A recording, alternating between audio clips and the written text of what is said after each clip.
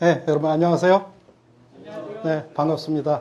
네, 연말인데 바쁘실 때 불구하고 이렇게 잘 참여해 주셔서 감사를 드립니다. 오늘 경영신의 성공적 추진 방안인데요. 아까 뭐 사회자께서 말씀하셨지만 대부분 회사들이 회사 내에서 경영신 활동을 여러 가지로 추진해 왔고 지금도 또 추진하고 있습니다. 또한 뭐 다음 달에도 내년에도 우리는 뭔가 새로운 거를 해야 되는 절박함을 좀 가지고 있는 것 같습니다. 그런 면에서 이제 오늘 토픽을 정한 것 같고요. 여러분하고 같이 좀 시대를 좀 거슬러서 뭐 10년 전, 20년 전 얘기부터 해서 오늘까지 어떻게 왔는지를 한번 살펴보고요. 국내 몇 개의 사례도 제가 간단히 소개를 좀 드리고 앞으로 과연 경영신은 어느 쪽으로 발전을 해야 될지 이런 부분에 대해서 같이 한번 생각을 해보는 시간을 갖도록 하겠습니다. 뭐 아까 제 소개를 좀 간단히 해주셨는데 제 소개를 좀 조금만 더 하려고 합니다. 그 이유는 제 소개를 해드리는 과정이 저희 그 한국이 그동안 경영신을 해왔던 궤적들을 조금이나마 이렇게 살펴볼 수 있는 그 계기가 될 수 있다고 생각이 돼서 조금 건방진 생각이긴 합니다만은 여러분에게 잠깐 소개를 하고 다시 시작을 하도록 하겠습니다. 예. 소개해 주신 대로 저는 현재 표준협회하고 더 컨설팅이라는 회사에서 창조혁신연구소장을 맡고 있습니다. 얼마 전까지는 이제 경영혁신이라는 말을 쓰다가 창조혁신이라는 말로 창조라는 말을 더 추가를 했는데 그것도 이유를 제가 또 조금 이따 말씀을 드리도록 하겠습니다. 저는 83년도에 삼성전자에 입사를 해서 경영기획실의 인사담당에서 HRD 기획을 업무를 시작을 했습니다. 삼성이 88년부터 경영혁신을 추진해서 대외적으로 표방한 혁신의 3대 축이 프로덕트, 프로세스, 퍼스널 세 가지의 혁신 활동을 표방을 했고요. 저는 이제 거꾸로 퍼스널부터 프로세스, 프로덕트로 혁신 활동을 이제 추진해 왔습니다. 그래서 HRD 쪽에서 인력 개발 제도나 인재 육성과 관련된 여러 가지 업무를 했고요. 그 다음에 88년도에 국내에선 최초로 리엔지니어링 차원의 혁신 활동을 추진했습니다. 그 전까지는 주로 리스트럭처링이라는 개념으로 혁신 활동을 많이 했고요. 저희가 이게 기존에 있던 조직이 아니라 대표이사 직속으로 50명 정도를 선발을 해서 그러니까 대표이사 직속으로 혁신 본부를 만들었다는 게 굉장히 중요한 것 같아요. 그래서 임원이 3명에다가 그다음에 부과장이 10명 정도. 그 당시에는 과장만 돼도 이렇게 도장 찍고 책상에 앉아서 결정만 하던 그런 시절인데 부과장 10명, 그 다음에 대리급 이상으로 전사해서 차출을 해서 50명 정도 인원을 가지고 혁신 활동을 추진했다는 게 나름대로 큰 의미를 가지고 있는 것 같습니다. 그 다음에 상품 기획이나 멀티미디어 사업 같은 신규 사업 쪽과 그 다음에 상품 레벨에 대한 혁신 활동을 추진을 했습니다. 그 다음에 이제 그 PI 활동이라고 연결해서 SDS에 가서 교육문화사업본부에서 기획과 마케팅 업무를 하면서 우리나라에서 최초로 국내에 굉장히 대기업에서는 최초로 클라이언트 서비스 시스템 구축하는 프로젝트를 언스트 영하고 같이 했었고요. 그다음에 소그룹에 가서 전략기획실에 가서 이쪽에는 이제 디자인과 관련되는 상품과 디자인과 관련되는 사업을 좀 했습니다. 그다음에 SDI에 가서 다시 합리혁신본부에서 혁신 활동을 좀 했고요. 저희가 97년 7월에 삼성에서 나왔고 우리나라에 IMF가 터진 게 97년 12월이죠. 여러분 다 기억하실 겁니다. 그 전까지는 혁신이라는 말이 그렇게 국내에 자주 등장하지 않았습니다. 전략이라는 말을 굉장히 자주 들었습니다만은 IMF가 터지면서 어떻게 됐습니까? 뭐 매일 매스컴에서 혁신이라는 말이 오르락내리락 하기 시작했고 기업뿐만 아니라 공공기관이나 뭐 병원, 학교 같은 일반 중간 규모의 그 조직 단체에도 혁신이라는 말이 굉장히 일상화되는 그런 계기를 맞게 됐죠. 삼성은 88년부터 97년까지 10년이라는 시간을 혁신 활동을 차근차근 체계적으로 해왔어요. 여러분이 기억하신 대로 그 IMF가 터지고 난 다음에 삼성이 굉장히 많이 각광을 받았습니다. 다른 기업들이 굉장히 어려움을 겪었죠. 2, 3위 하는 현대와 대우가 그룹 와해를 겪고 실제 내용을 겪지 않은 그룹은 아마 LG 정도인 것 같습니다. 나머지 그룹들은 상당히 많이 어려움을 겪었는데 그 앞에서 준비했던 10년이라는 시간이 그 뒤에 굉장히 많이 각광을 받을 수 있는 계기를 만들어줬고 많은 기업의 좋은 계기, 성공을 이루어주는 계기가 됐었던 것 같습니다. 그 뒤에는 이제 능률협회나 표준협회 같은 쪽에서 경영혁신과 생산혁신 컨설팅을 했고요.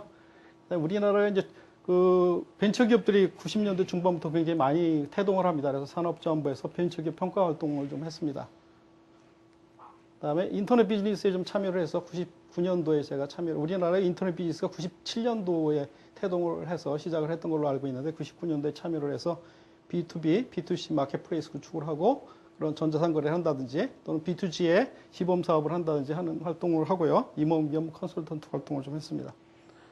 그다음에 아까 말씀해 주신 대로 PSI 컨설팅에서 경영혁신 연구소장을 맡다가 현재는 표준협회에서 창조혁신 연구소장을 맡고 있습니다.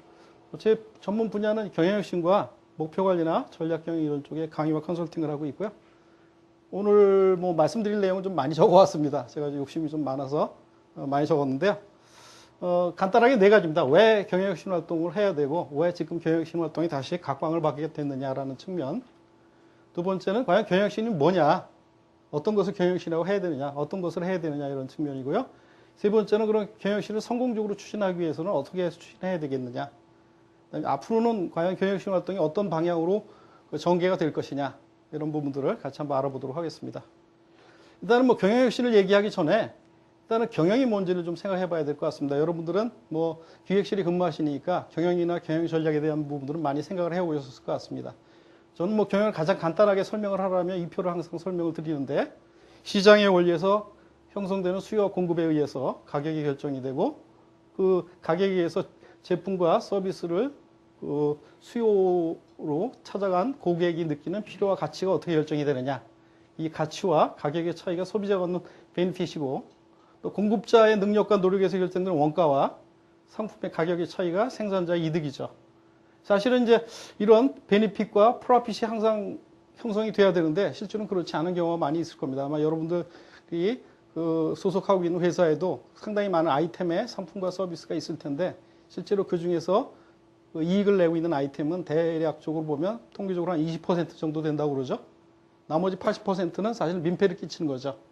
그래서 여러분들 매출의 곡선을 그리면 파레토도는 알고 계신데 대부분 잘 이해 안 해보신 게 이익의 곡선을 한번 그려보십시오. 어떤 모습이 될까요? 아이템별로 이익을 누적해서 그리면 어떻게 될까요? 20%까지는 그래프가 쭉쭉쭉 올라갑니다. 그 다음에 20%부터 60%까지는 그래프가 이렇게 약간 떨어지면서 가고요.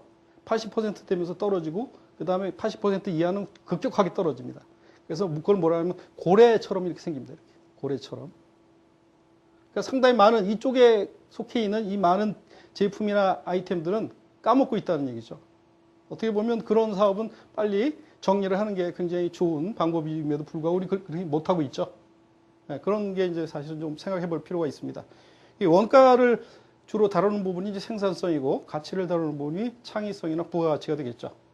이쪽에 주력하게 되면 생존 전략이 되고, 이쪽에 주력하면 성장 전략이 되겠습니다.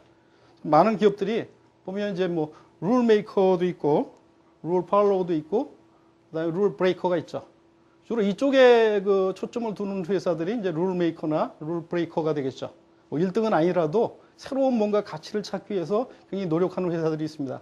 대표적으로 잘 알려져 있는 데리나 이케아 같은 이런 회사들이 가치를 창출하는 데 상당히 좋은 모습을 보이고 전략적으로 성공하는 회사들입니다. 그래서 대개 1등은 이쪽에 전략들을 주로 쓰죠. 2, 3, 4등은 이제 이쪽에서 시장에서의 조금이라도 더 마켓쉐어를 확보하기 위한 그런 전략을 쓰게 되겠고, 그 다음에 밑에 있는 원가나 생존에 급급하게 되는 회사들은 이제 니치 플레이어로 생존할 수밖에 없게 되겠습니다. 그래서 우리 이제 가치라는 얘기를 많이 하는데, 제가 가치에 대한 얘기를 조금 설명하기 위해서 한 가지만 좀 잠깐 보여드리고 그다음에 넘어가도록 하겠습니다. 이 회사는 이제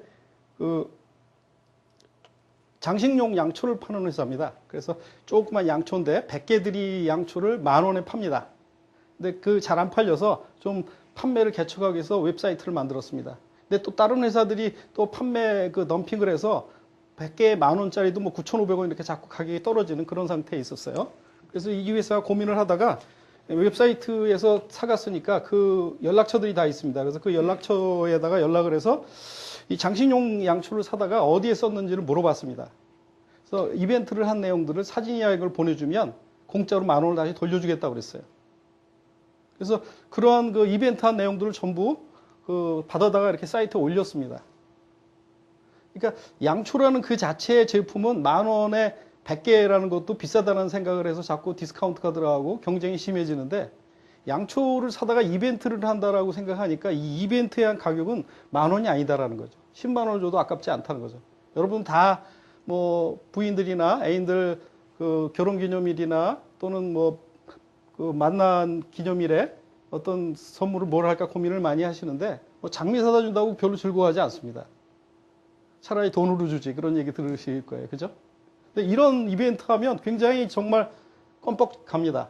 자녀들하고 이렇게 잘 작전을 짜서 밖에 잠깐 데리고 나갔다가 들어오면서 이런 이벤트를 한번 해보세요.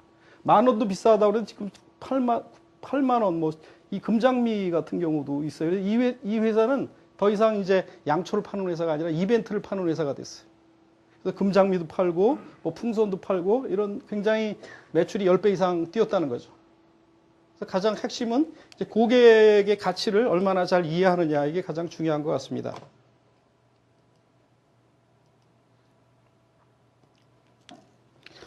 그래서 결국은 부가치가 얼마나 나느냐가 굉장히 중요한 것 같고요. 점점 그런 쪽이 중요해진 것 같습니다. 좋은 품질이라는 것은 프로덕트의 품질뿐만 아니라 이런 서비스의 품질이나 인력의 품질 다 중요한 것 같아요.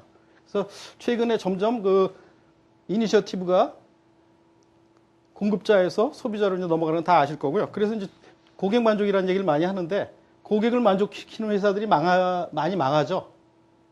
왜 그럴까요? 그런 생각 해보셨어요? 우리가 매일 그 회사에서 전략도 세우고 또 고객을 만족시키자고 얘기를 많이 하는데 그럼에도 불구하고 고객을 만족시켰는데 회사가 망하더라는 거죠. 왜 그럴까요? 간단합니다. 고객 만족은 필요 조건일 뿐입니다. 고객을 만족시키다고 충분하지 않다는 거죠. 고객을 어떻게 만족시키냐가 굉장히 중요합니다. 그러니까 이펙티브니스가 있어야 된다. 효과적으로 만족시켜야 된다는 거죠. 고객을 만족시키면 되는 게 아니라 고객을 만족시키려고 쫓아다니고 코스트를 많이 발생시키고 시간이 많이 걸리고 애로사항이 많아져가지고 곤란하다는 거죠. 마치 우리가 축구 게임을 할 때 고객이라고 생각하고 공을 쫓아다니는 팀이 이기는 경우가 없어요. 그죠? 공간을 지배하고 시간을 지배하는 팀이 이깁니다. 그래서 이펙티브니스 있고 그다음 임플로이도 세티스팩션 해야 되고 파트너도 세티스팩션 해야 되죠. 뭔가는 현대 경영이 점점 어려워지고 있습니다. 회사만 성공해서 될 일이 아니고 고객도 만족해야 되고 파트너나든가 임플로이가 전부 만족하는 그런 구조가 돼야 되겠죠. 그래서 경영이란 부분은 이제 이렇게 됐고 경영혁신의 태동을 한번 보겠습니다. 경영혁신이 처음 등장한 거는 1970년대에 아담 스미스의 국부론에서 처음 나왔다고 그러는데 뭐 그 당시에 나왔던 건 하나의 단어와 간단한 개념이었고요. 실제 본격적으로 소개한 거는 보이지 않는 손해로 유명한 슌페터가 얘기한 경제 발전의 가장 주도적인 요인이라고 주장했던 1990년 중반에 나왔던 얘기고요. 경영혁신의 어원은 대부분 뭐라고 그러냐면 뭐 살갗을 베낀다, 가죽을 베끼는 것처럼 어렵고 쓰라린 그 활동이다 이렇게 얘기하는데 실제는 가죽을 베끼는 게 아니라 동물의 그 고기를 먹고 나서 필요 없는 가죽을 갓바치가 무두질을 해서 쓸모 있는 가죽으로 만들어서 효과적으로 사용하는 겁니다.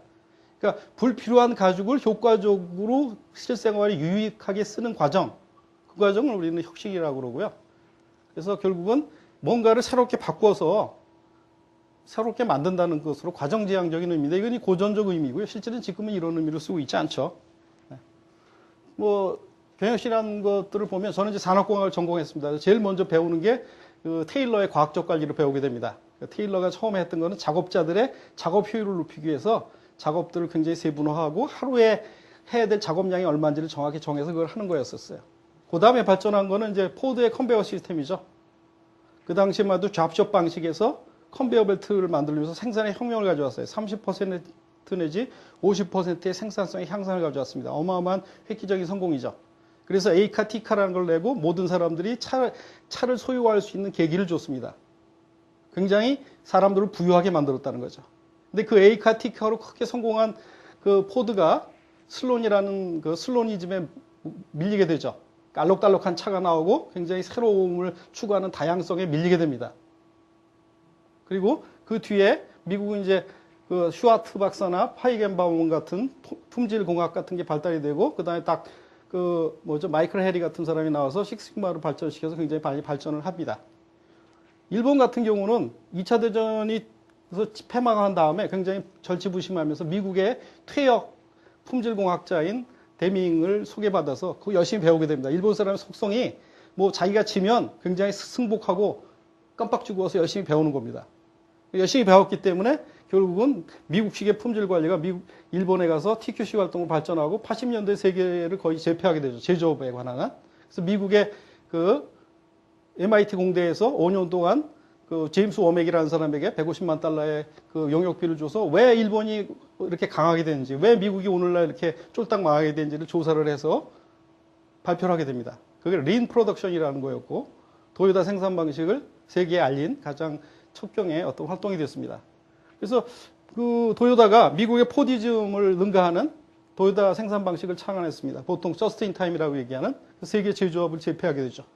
사실은 일본은 미국에서 그 품질 관리에 대한 이론만 배운 게 아니라 MTP에 대한 관리 학문, 목표 관리에 대한 이런 이론들을 배웠습니다. 일본이 근대화되는 과정, 현대화되는 과정에서 가장 크게 성공했던 세 가지를 들자면 그런 세 가지를 들 수가 있죠. 그래서 일본이 굉장히 발전을 했습니다. 한국은 어땠나요? 뭐 뒤늦게 산업화를 하다 보니까 굉장히 여러 가지 정부의 드라이브에 의해서 활동을 했습니다. 그래서 처음에 섬유로 해서 중화학, 그다음에 첨단 산업으로 발전하는 과정에서 정부의 드라이브 정책에 따라서 그 산업이 굉장히 많이 융성이 됐습니다. 그러다 보면 너무 과잉 투자가 되기도 하고 또 글로벌 경제사에서 정확히 제대로 대응을 하지 못해서 채산성이 악화되는 이런 경우가 생기죠. 그래서 주로 이제 합리화 조치 이런 활동들이 많이 생겼어요. 그죠? 여러분 많이 들어보셨을 겁니다. 저희가 처음에 경영신 활동을 할 때도 합리화 침본부라 이름을 붙였고, 뭐 합리화, 이거 굉장히 이름만 들어도 뭐 무시무시한 것 같고, 대표이사 직속으로 뭐 새로 팀을 만들었다고, 본부를 만들었다고 그러니까 굉장히 많이 긴장을 했던 경우가 있습니다. 어쨌든 88년도에 처음 리엔지니어링 차원의 혁신 활동을 했고요. 이건희 회장이 취임한 게 88년입니다.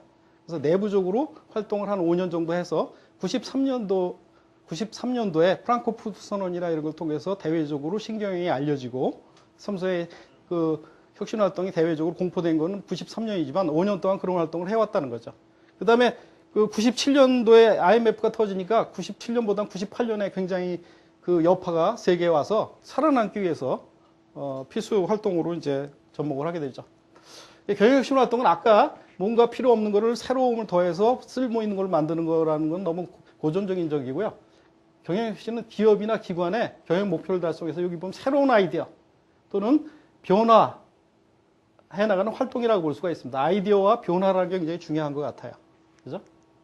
그래서 뭐 개혁이란 말도 쓰고 혁신이란 말도 쓰는데 뭐 쉽게 얘기하면 이겁니다. 개혁은 아예 집을 허물고 다시 짓는 거고요. 혁신은 그 지붕과 그 대들보만 남기고 다시 짓는다 이렇게 보면 생각하시면 딱 맞을 것 같습니다. 그러니까 여러분들이 그동안 회사에서 해왔던 혁신 활동이 회사의 골격만 남기고 집을 다시 짓는 그런 활동이었는지 남이 하는 활동을 다시 우리 거에 맞춰서 좀 모디파이해서 뭔가를 새롭게 해보려는 그런 활동이었는지 한번 생각해 보시고요. 그래서 그때 여러분들이 아마 기억이 나실 겁니다. 이건희 회장이 얘기한 기업의 골격, 자식과 마누라 빼놓고는 다 바꿔라 이런 얘기 들으신 거 기억나시죠? 네, 그때 굉장히 매스컴에도 많이 동원이 되고 그랬던 것 같습니다. 네, 그래서 과거에는 경영 위기를 극복하기 생존 수단이었는데 점점점 경쟁력 확보를 위한 필수 요소로 이제 바뀌게 됐죠. 요즘은 이제 필수 요소라고 얘기를 합니다. 경영혁신의 방정신 아까 제가 두 가지를 말씀드렸어요. 창의성과 그 다음에 리스크 테이킹. 그러니까 여러분 아마 재작년까지 굉장히 그 센세이션을 일으켰던 거 기억하실 겁니다. 두바이의 사례 아시죠? 굉장히 많은 국가들이나 정부기관에서 가서 벤치마킹을 많이 했어요. 그죠? 그래서 굉장히 새로운 시각을 창의성을 있게 리스크 테이킹을 엄청나게 해서 혁신을 했습니다. 근데 아마 그 글로벌 금융위기 이후에 두바이에 어떤 모습이 되어 있을까요? 잘못하면 이제 빚잔치만 하고 아무것도 남지 않는 그런 위기의식이 지금 상당히 봉착해 있는 걸로 제가 알고 있습니다. 그래서 리스크 테이킹을 너무 하면 이제 무모한 도전이 될 수도 있죠. 또 좋은 창의력을 가지고 있다고 하더라도 실행에 옮기지 않으면 하나의 꿈에 지나지 않습니다. 이 두 가지를 어떻게 잘 접목을 해서 효과적으로 할 거냐. 이게 이제 혁신의 가장 큰 흐름이라고 볼 수가 있죠. 그 혁신이라는 게 과연 얼마나 성공했을까요? 여러분 회사는 어떠세요? 우리나라는 굉장히 다른 나라보다 성공률이 높습니다. 왜 그럴까요? R&D 성공률이 세계에서 제일 높아요. 왜 그럴까요? 웬만하면 다 성공이라고 얘기합니다. 그죠? 돈 많이 집어넣고 뭘 했는데 실패했다 그러면 누군가는 또 잘려야 되든지 굉장히 어려움을 겪게 되니까 대부분 다 성공이라고 치부합니다. 신제품 개발 여러분 얼마나 하세요? 굉장히 많이 하잖아요? 우리 회사가 신제품이나 신서비스를 개발해서 출시해서 이게 실패했다.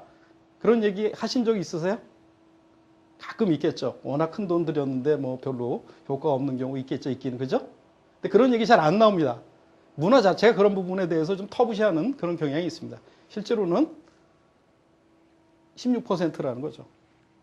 당초에 처음 설정했던 목표를 달성하고 30%는 중간에 취소되고 70% 끝까지 가는데 그중에 5개 정도는 실패를 하고 2개 정도는 성공하고 3개 정도는 중간에 드롭된다 이렇게 보시면 될 것 같습니다. 혁신은 혁명보다 어렵다고 얘기합니다. 왜 그럴까요? 혁명은 또 혁신하고 뭐가 다른가요?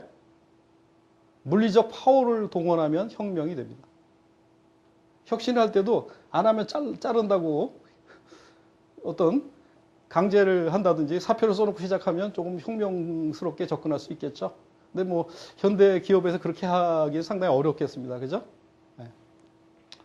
그래서 투자 대비 혁신의 성과에 대해서는 한 50% 정도 불만족한다고 합니다. 여기 이 숫자와 거의 비슷한 숫자입니다. 결국은 혁신에 대해서 잘 모르고 있는 게 현재의 상황이라고 볼 수 있고요. 남도 하니까 나도 한다 이런 게 볼 수 있어요. 여러분들은 다 그 기획실에 계시니까 혁신보다는 전략적이 더 그 친숙하고 그쪽에 많이 오리엔티드 있으실 것 같아요. 그죠? 과연 전략과 혁신은 뭐가 다를까요? 혹시 어느 분이 정의를 한번 내주시고 이런 부분이 좀 다르지 않겠냐 이렇게 얘기해 주실 분 없으신가요? 이분은 딱 눈치 빠르게 이미 딱 교재를 보고 이런 거 있다고 이제 생각하시는데 사실 요즘은 혁신과 전략의 영역이 상당히 많이 컨버전스가 되어 있습니다. 제가 이번 특강을 의뢰를 받고 이제 정리를 한 겁니다. 나름대로. 저는 지금 전략을 좀 더 많이 다룹니다. 사실 혁신보다는. 그러니까 경영 혁신을 하고 경영 전략으로 넘어와서 활동을 하고 있으면서 제가 느낀 거는 혁신과 전략은 서로 닮은 꼴이면서도 다른 꼴이다라고 볼 수 있어요. 자, 우선 경영 성과를 개선한다는 측면에서는 같습니다. 그렇지만 이쪽은 컨셉트고 추상적인데 말해서 이쪽은 방법론이고 구체적입니다. 저는 기업 경영을 하나의 자동차에 비유를 하는데 후륜구동 자동차라고 볼 수 있어요. 전략은 전륜입니다. 방향 조향 장치고요. 혁신은 구동축이다. 뒤에서 실제로 그걸 움직이게 하는 축이다라는 거죠. 그래서 이런 방향 탐험 가지고는 목적지를 잘 설정할 수는 있지만 목적지까지 가기에는 뭔가 부족한 거죠. 그러니까 여러분들이 혁신에 대해서 관심을 갖고 또 그런 부분에 대해서 앞으로 남의 일이라고 볼 수 없는 이유 중에 하나가 그런 거죠. 그 다음에 혁신이나 전략은 똑같이 목표지향적입니다. 그렇지만 전략은 결과지향입니다. 전략을 과정을 포함하는 내용을 쓰면 이미 전략이 아닙니다. 공략은 전략이 될 수 없고 확보로야만 전략이 되는 겁니다.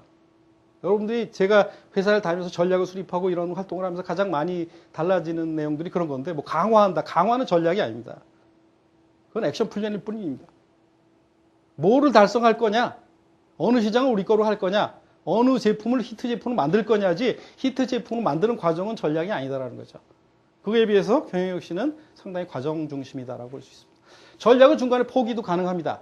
변경해서 우리 이 전략이 안 맞는 것 같다. 이 시장 아닌 것 같다. 다른 시장으로 갈 수 있습니다. 근데 혁신은 아까 보셨지만 70% 이상은 끝까지 간다는 거죠. 갈수록 좀 더 구체적인 내용이 나옵니다. 전략의 포인트는 선택과 우선순위입니다. 어떤 거를 선택할 거냐 다 잘할 수 없다는 거죠.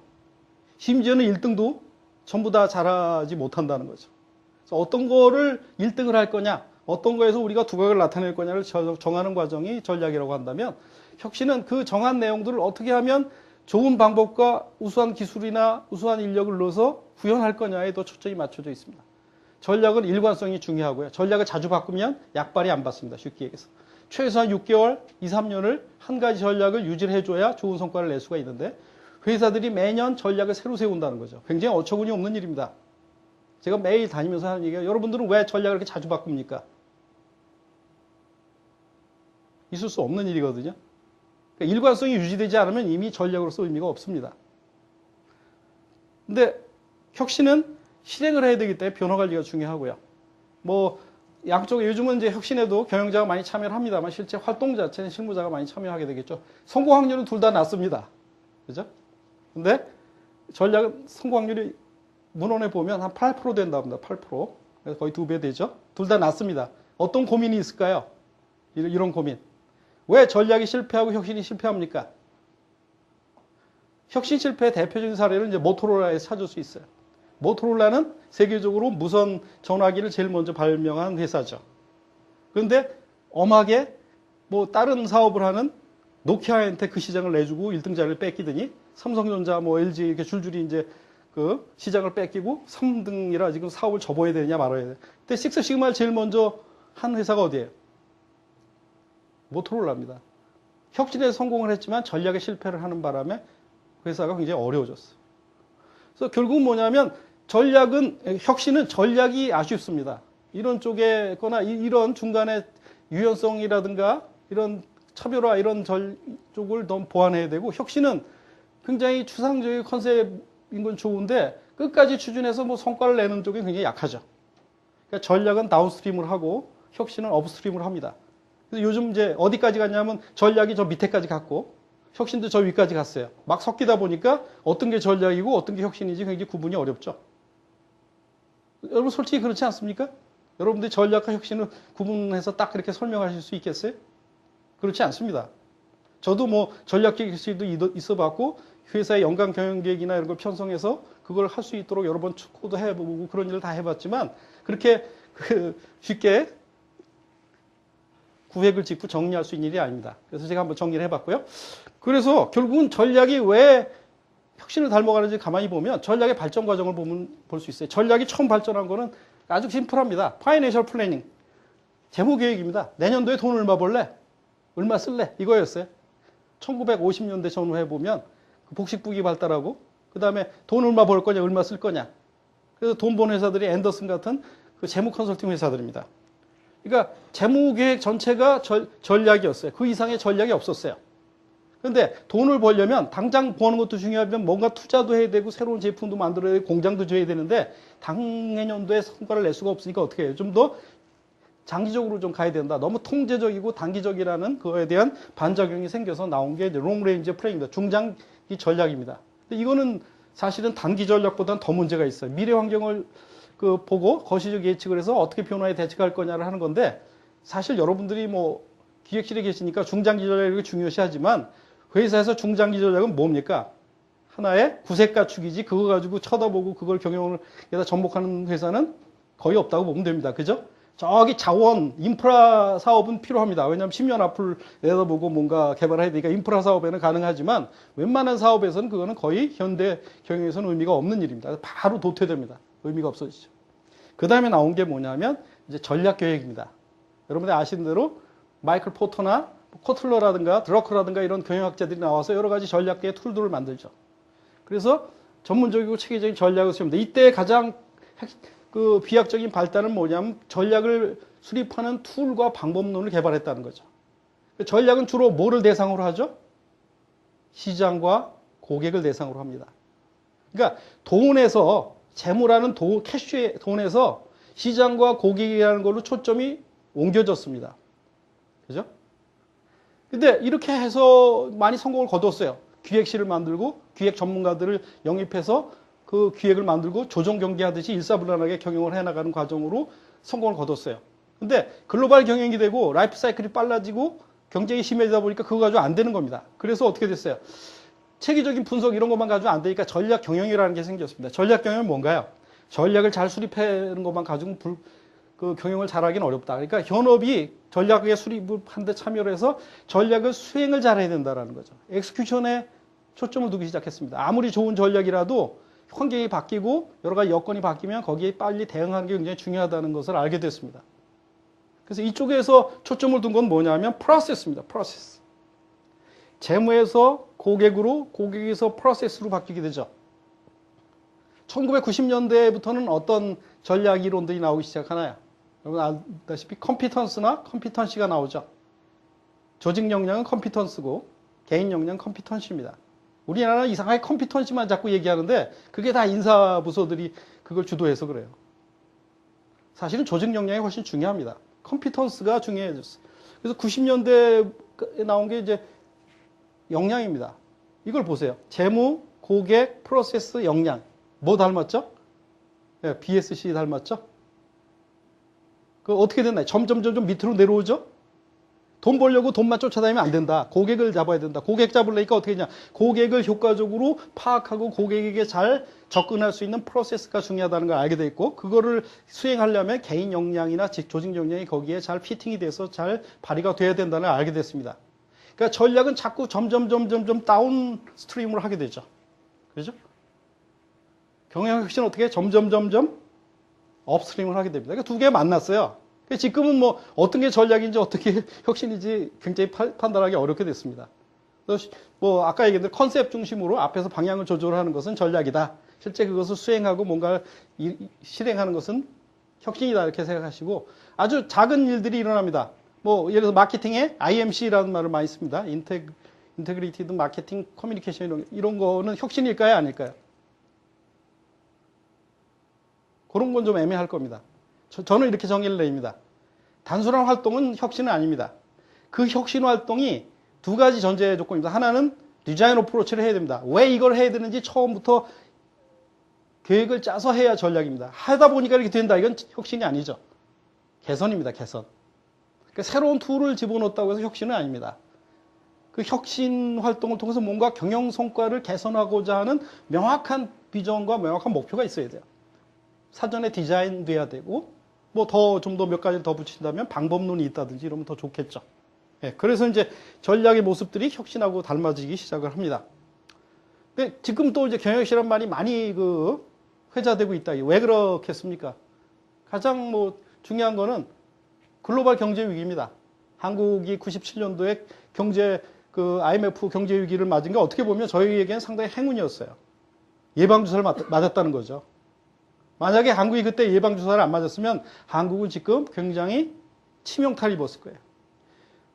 올해 10월, 11월 이때쯤 가면 대외 의존도가 몇 퍼센트 되는지 아세요? 우리나라가 해외 수출 의존도가 몇 프로 될까요?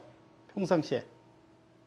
한 80% 정도 되는데 지난달 통계가 몇 퍼센트 나온지 아십니까? 93%가 나왔습니다. 93%. 더 이상 이제 우리가 국제 글로벌 사회에서 생존하기 위해서는 좀 더 큰 시각으로 바라보지 않으면 정말 생존이 어려운 그런 상황이 됐어요. 어쨌든 범세계화, 강속화 이런 걸 한번 보면 이게 삼성경제연구소에서 조사해서 보고한 겁니다. 리먼 파산 나온 다음에 3개월 만에 세계 글로벌 기업의 그 손익이 급속히 악화되고 위기가 3개월 만에 도래한다는 거죠. 얼마나 빠른 속도입니까? 세계에 있는 모든 은행, 모든 기업들의 위기가 3개월 만에 온다. 3개월이면 큰 기업은 밑에까지 의사 전달도 잘 안 되는 그런 정도일 거예요. 그죠? 융복화파. 처음에는 금융위기로 왔는데 이게 그 부동산의 위기를 가져오게 됩니다. 그리고 부동산 값 떨어지고 주식값 떨어지니까 어떻게 돼요? 내 재산이 줄은 겁니다. 그래서 어떻게 돈을 안 쓰는 거죠, 사람들이. 그러니까 소비가 죽게 됐어요. 실물 경제로 전이가 됐습니다. 그러니까 세계 시장이 얼어붙었어요. 모든 국가나 모든 그 기업들이 동시에 어려움을 겪게 되죠. 그다음에 범세계화. 이게 뭐 미국, 구미, 뭐 일본, 중국, 한국 할 거 없이 전부 동시에 불황이 진입되니까 속수무책입니다. 그래서 여태까지 국가들이 그런 단시간 내에 효과적인 대응을 한 적이 없었는데 굉장히 단시간 내에 엄청난 돈을 쏟아부으면서 구조조정이나 어떤 유동성 위기를 막기 위해서 굉장히 노력을 많이 했죠. 보면 실제로 우리가 이름만 들어도 쟁쟁한 이런 도시바나 뭐 도요다, 뭐 BP나 듀퐁 이런 회사들도 전부 적자에 전환되는 이런 아주 참담한 결과를 겪게 되죠. 이게 가장 큰 그 혁신의 그 필요성입니다. 생존 자체가 어려워졌다. 두 번째는 경영 전략의 한계가 노출됐다. 전략의 추상성이나 비연속성, 단기 경영이 굉장히 중요해졌습니다. 3개월마다 실적이 발표가 되는데 그 실적이 좋으냐 나쁘냐에 따라서 주가가 왔다 갔다 하고 CEO의 목이 왔다 갔다 하니까 굉장히 단기 경영이 됐습니다. 그러니까 전략은 적어도 6개월 이상 진행을 해야 뭔가 성과가 나는데 그거를 6개월까지 기다리지 못해요. 그러니까 어떻게 돼요? 경영자나 뭐 하든 실제 경영 활동을 하는 사람들이 전략보다는 혁신 활동에 자꾸 목을 맬 수밖에 없는 겁니다. 좀 더 짧은 시간 내에 뭔가 확실한 걸 낼 수 있는 걸 찾기 위해서. 그 다음에는 이제 뭐 경영 환경이 복잡해지고 ICT 기술이 발달이 됐습니다. 그래서 그 단위 부분에 있는 내용 파악하기도 어려운데 전사적으로 연결되는 부분을 다 일사분란하게 파악을 해서 컨트롤한다는 게 상당히 어렵죠. 거기에 이제 ERP라든가 SCM, CRM 같은 그 정보 시스템들을 근간으로 하는 시스템들이 발달이 돼서 그게 굉장히 도움을 많이 주니까 이네이블러가 발달이 되니까 이 이네이블러를 잘 활용하면 경영 활동이 굉장히 효과적으로 수행되겠다. 이런 게 이제 혁신 활동을 촉진하게 됩니다. 그 다음에 뭐 주가 왔다 갔다 하는데 주가를 진작하는 방법. 우리 회사가 이런 부분에 혁신 활동을 해서 성과가 나고 있다. 자꾸 미리 얘기를 하는 겁니다. 그리고 내외부 이해관계자들에게도 그런 걸 설득을 하고요. 또 임직원 역량 향상을 위한 가장 좋은 방법이 됩니다. 마케팅 이론을 아무리 가르쳐도 학습이 잘 안 됩니다. 그래서 CRM을 돌려서 고객의 DB를 세그멘테이션하고 타겟 고객을 정해서 거기다가 채널을 선택을 하고 프로모션을 걸어서 뭔가를 마케팅 활동을 하게 되면 그 활동을 하면서 마케팅에 대한 이론을 공부할 수밖에 없게 되고 실제 그런 것들이 역량 향상으로 간다는 거죠. 마지막으로는 이제 조급증이죠. 불안증후군. 선진사나 경쟁사가 했대더라. 또 다음엔 또 뭐 해야 되냐. 이런 것 때문에 사실은 우리는 계속 혁신 활동을 해왔고 또 해야 됩니다. 여러분도 아마 그 범주에서 크게 벗어나지 않을 거라고 생각을 합니다. 여기까지가 이제 혁신 활동을 왜 해야 되느냐에 대한 설명이고 지금 이제 혁신 활동이 과연 뭐냐 이런 설명을 좀 드리도록 하겠습니다. 혁신 활동이란 결국은 세 가지를 하는 겁니다. 혁신의 목적, 혁신의 대상, 그다음에 혁신의 방법 이 세 가지를 이제 다루게 되고요. 뭐 목적 점점점 생존해서 이쪽에 고객 가치나 기업 가치 이런 쪽으로 접근하고 있고요.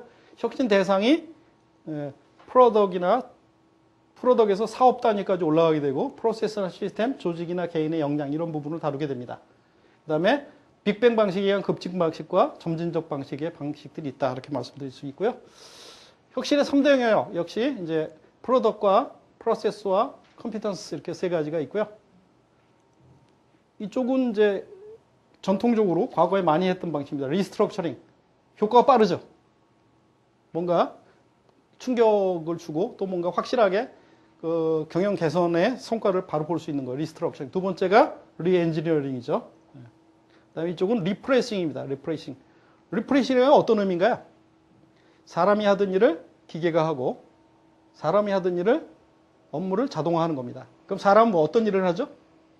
사람만이 할 수 있는 고유의 가치를 일으킬 수 있는 일을 해야 됩니다. 많은 기업들이 ERP를 하고 SCM을 하고 뭐 많이 했는데 과연 그럼 그 업무를 하는 사람들은 어떻게 바뀌었느냐는 거죠. 그 사람들은 어디가 있느냐 하는 겁니다. 업무 자체가 리프레이싱이 되고 하고 있는 일이 바뀌지 않으면 의미가 없습니다. 그래서 사람을 줄이라는 얘기가 아니죠. 핵심 개념을 정확히 이해해 주실 필요가 있습니다. 산업 발전을 보면 이제 그 혁신한 과정을 잠깐 보겠습니다. 산업은 계통적으로 발전합니다. 부품에서 제품, 서비스에서 인프라 이렇게 발전합니다. 요즘 하이브리드 카가 굉장히 그 인기가 있습니다. 도요타의 프리우스가 굉장히 많이 팔렸다고 그러는데 사실은 10년 동안 적자를 냈어요. 이제 좀 팔리기 시작한 겁니다. 굉장히 시간이 많이 걸린다는 거죠. 근데 처음에 전지로 바꾼 겁니다. 그죠? 연료기관을 전지로 바꾼 거예요. 근데 그 부품 단계에 개최가 되지만 만약에 하이브리드가 아니고 진짜 전기로만 가는 자동차를 만들려면 어떻게 될까요? 자동차 자체가 다시 바뀔 겁니다. 좀 더 경량화되고 뭔가 가솔린 자동차하고는 다른 방식이 될 겁니다. 사실은 그 자동차를 처음 만들었을 때 전기 자동차와 가솔린 자동차가 두 개가 같이 있었어요. 근데 왜 전기 자동차는 도태가 되고 가솔린 자동차가 메이저가 됐을까요? 성능이 더 나았어요, 그 당시는. 그럼에도 불구하고 가솔린 자동차 과정이 인프라가 안 됐기 때문에 그래요. 전기는 아무 데서나 쓸 수 있는 게 아니죠. 그 당시로. 축전 시설이 발달한 것도 아니고. 가솔린은 그거에 비해서 그런 서비스나 인프라가 굉장히 편해졌다고요. 하이브리드 카가 좀 더 팔리려면 그 축전기를 어딘가 충전하고 또 수명이 짧으니까 빨리빨리 교체하는 이런 서비스나 인프라가 굉장히 중요합니다. 인프라까지 가면 먹을 게 없다는 거죠, 이제. 우리 산업은 과연 어디까지 하고 있느냐? 제품을 만들어 팔고 있는 단계에 있느냐? 이 제품을 과연 서비스까지 뭐를 전개를 했느냐? 이게 어디 가서도 팔 수 있는 수준으로 전 세계에 깔리게 하려면 어떻게 해야 돼요? 그런 고민을 좀 하셔야 돼요. 그래서 시장 지배 제품이 출현하는 거는 그 연속 손상이 있는 게 아니라 이렇게 뭐라 그럴까요? 단속하면서 변형의 과정을 거칩니다. 휴대폰이 굉장히 발전이 빠르잖아요. 아날로그에서 디지털로. 2세대, 3세대, 지금 4세대, 4G까지 나왔죠? 그렇죠? 처음에는 음성만 연결하다가 데이터, 화상까지 연결하는 과정이 일직선으로 발달하는 게 아니라 뭔가는 하나의 점프를 하게 됩니다. 그 과정에 우리는 혁신이라는 어떤 단계를 하지 않으면 발전하지 않는다는 거죠. 그래서 초장기는 제품의 혁신을 해야 됩니다. 도입기 성장기에는 제품을 얼마나 많이 혁신을 하느냐가 굉장히 중요해요. 새로운 기술로서 새로운 제품을 얼마나 많이 만들어내기가 굉장히 중요합니다. 시간이 갈수록 제품의 혁신이 중요해요. 공정의 혁신이 중요합니다. 원가나 품질을 얼마나 잘 맞출 수 있느냐. 결국은 이 산업이 어느 단계에 있느냐를 잘 이해하는 게 굉장히 중요한 요소가 됩니다. 혁신의 테마별로 보면요. 운영관리 프로세스가 있고, 고객관리가 있고, 제품관리가 있고, 규제가 있습니다. 이 프로세스를 개선하는 건 6개월에서 1년 걸립니다. 전사적인 프로세스를 개선하는 건 1년 걸리고요. 부문 단위 프로세스 개선이 6개월 걸립니다. 제가 얘기하는 거 그냥 믿으시면 돼요. 팀 단위 프로세스 개선하는 건 3개월 걸립니다. ERP, 전사 단위의 프로세스 혁신하는 거 얼마 걸릴까요? 여러분 6개월 만에 3개월 만에 하셨죠? 그거는 구축하는 데 걸리는 시간이고 ERP를 써서 뭔가 성과를 거두는 데는 적어도 1년 이상이 걸립니다. 그죠? 팀 내에서 조그만 프로세스를 바꿨다. 그 프로세스 바꾸기 위해서 정보 수집해서 분석해서 새로운 프로세스 안을 내고 실행을 해서 그 결과가 나오는 데까지 얼마 걸릴까요? 3개월을 걸립니다. 프로세스 바꿨다고 좋아질 거 하나도 없습니다. 사람 귀찮게 만들고 뭔가는 더 노력은 했어요. 근데 뭘 거뒀냐는 거죠. 그 3개월 내에 뭔가는 우리가 처음에 생각했던 그 아웃풋을 내줘야 된다는 거죠. 고객 관리. 기존 고객한테 새로운 제품을 팔려면 6개월 정도 걸릴 거고요. 국내에서는 한 1년, 해외는 한 2년 이렇게 걸릴 겁니다. 그죠? 한 사람한테 파는 게 아니고, 한 고객한테 파는 게 아니니까. 1년이 걸립니다. 근데 가장 솔직합니다. 프로세스는 성과가 빨리 나지만 굉장히 세츄레이션이 빨라요. 효과도 빨리 나지만 금방 진보화된다는 얘기입니다. 고객 관리는 굉장히 꾸준합니다. 제품은 굉장히 잘 되면 히트를 칩니다. 근데 개발하는데 시간이 많이 걸리죠. 근데 대부분 히트치는 제품을 가지고 있는 업종은 다 망합니다. 영화사, 출판사, 패션업계. 제일 많이 망하는 회사가 어딥니까? 제가 지금 얘기한 이 회사가 가장 많이 망합니다. 히트 한 번 치면 뭐 녹아난다고 생각을 하는데 실제 히트 확률이 5% 10%밖에 안 되는 거죠. 그죠? 패션 회사 치고 지금 성한 데가 거의 없잖아요. 옷 하나 잘 만들면 굉장히 많이 팝니다. 책 한 번 베스트셀러 되고 뭐 예전에 영화 만들면서 영화 한 편이 뭐 자동차 몇만 대 수출한 거고 부가가치 갔다 그랬는데 그런 제품은 굉장히 전체 중에 5% 미만이라는 거죠. 그런 거 생각해 보면 제품이라는 건 상당히 리스크가 크게 됩니다. 이렇게 갈 수도 있지만 여기서 거꾸로 수도 있다는 거죠. 2, 3년이 걸립니다. 자, 사회 책임과 규제 4, 5년이 걸려요. 삼성그룹이 굉장히 IMF 이후에 굉장히 좋은 이미지를 쌓았어요. 전부 다 기업들이 그 벤치마킹 대상이 됐고 국민들이 좋아하는 국민 기업이 됐는데 작년 재작년에 특검 사태 이후로 어떻게 됐어요? 상당히 많이 실추됐죠. 그 이미지를 과연 1, 2년 내에 복구가 될까요? 안 될 겁니다. 3, 4년은 걸릴 겁니다.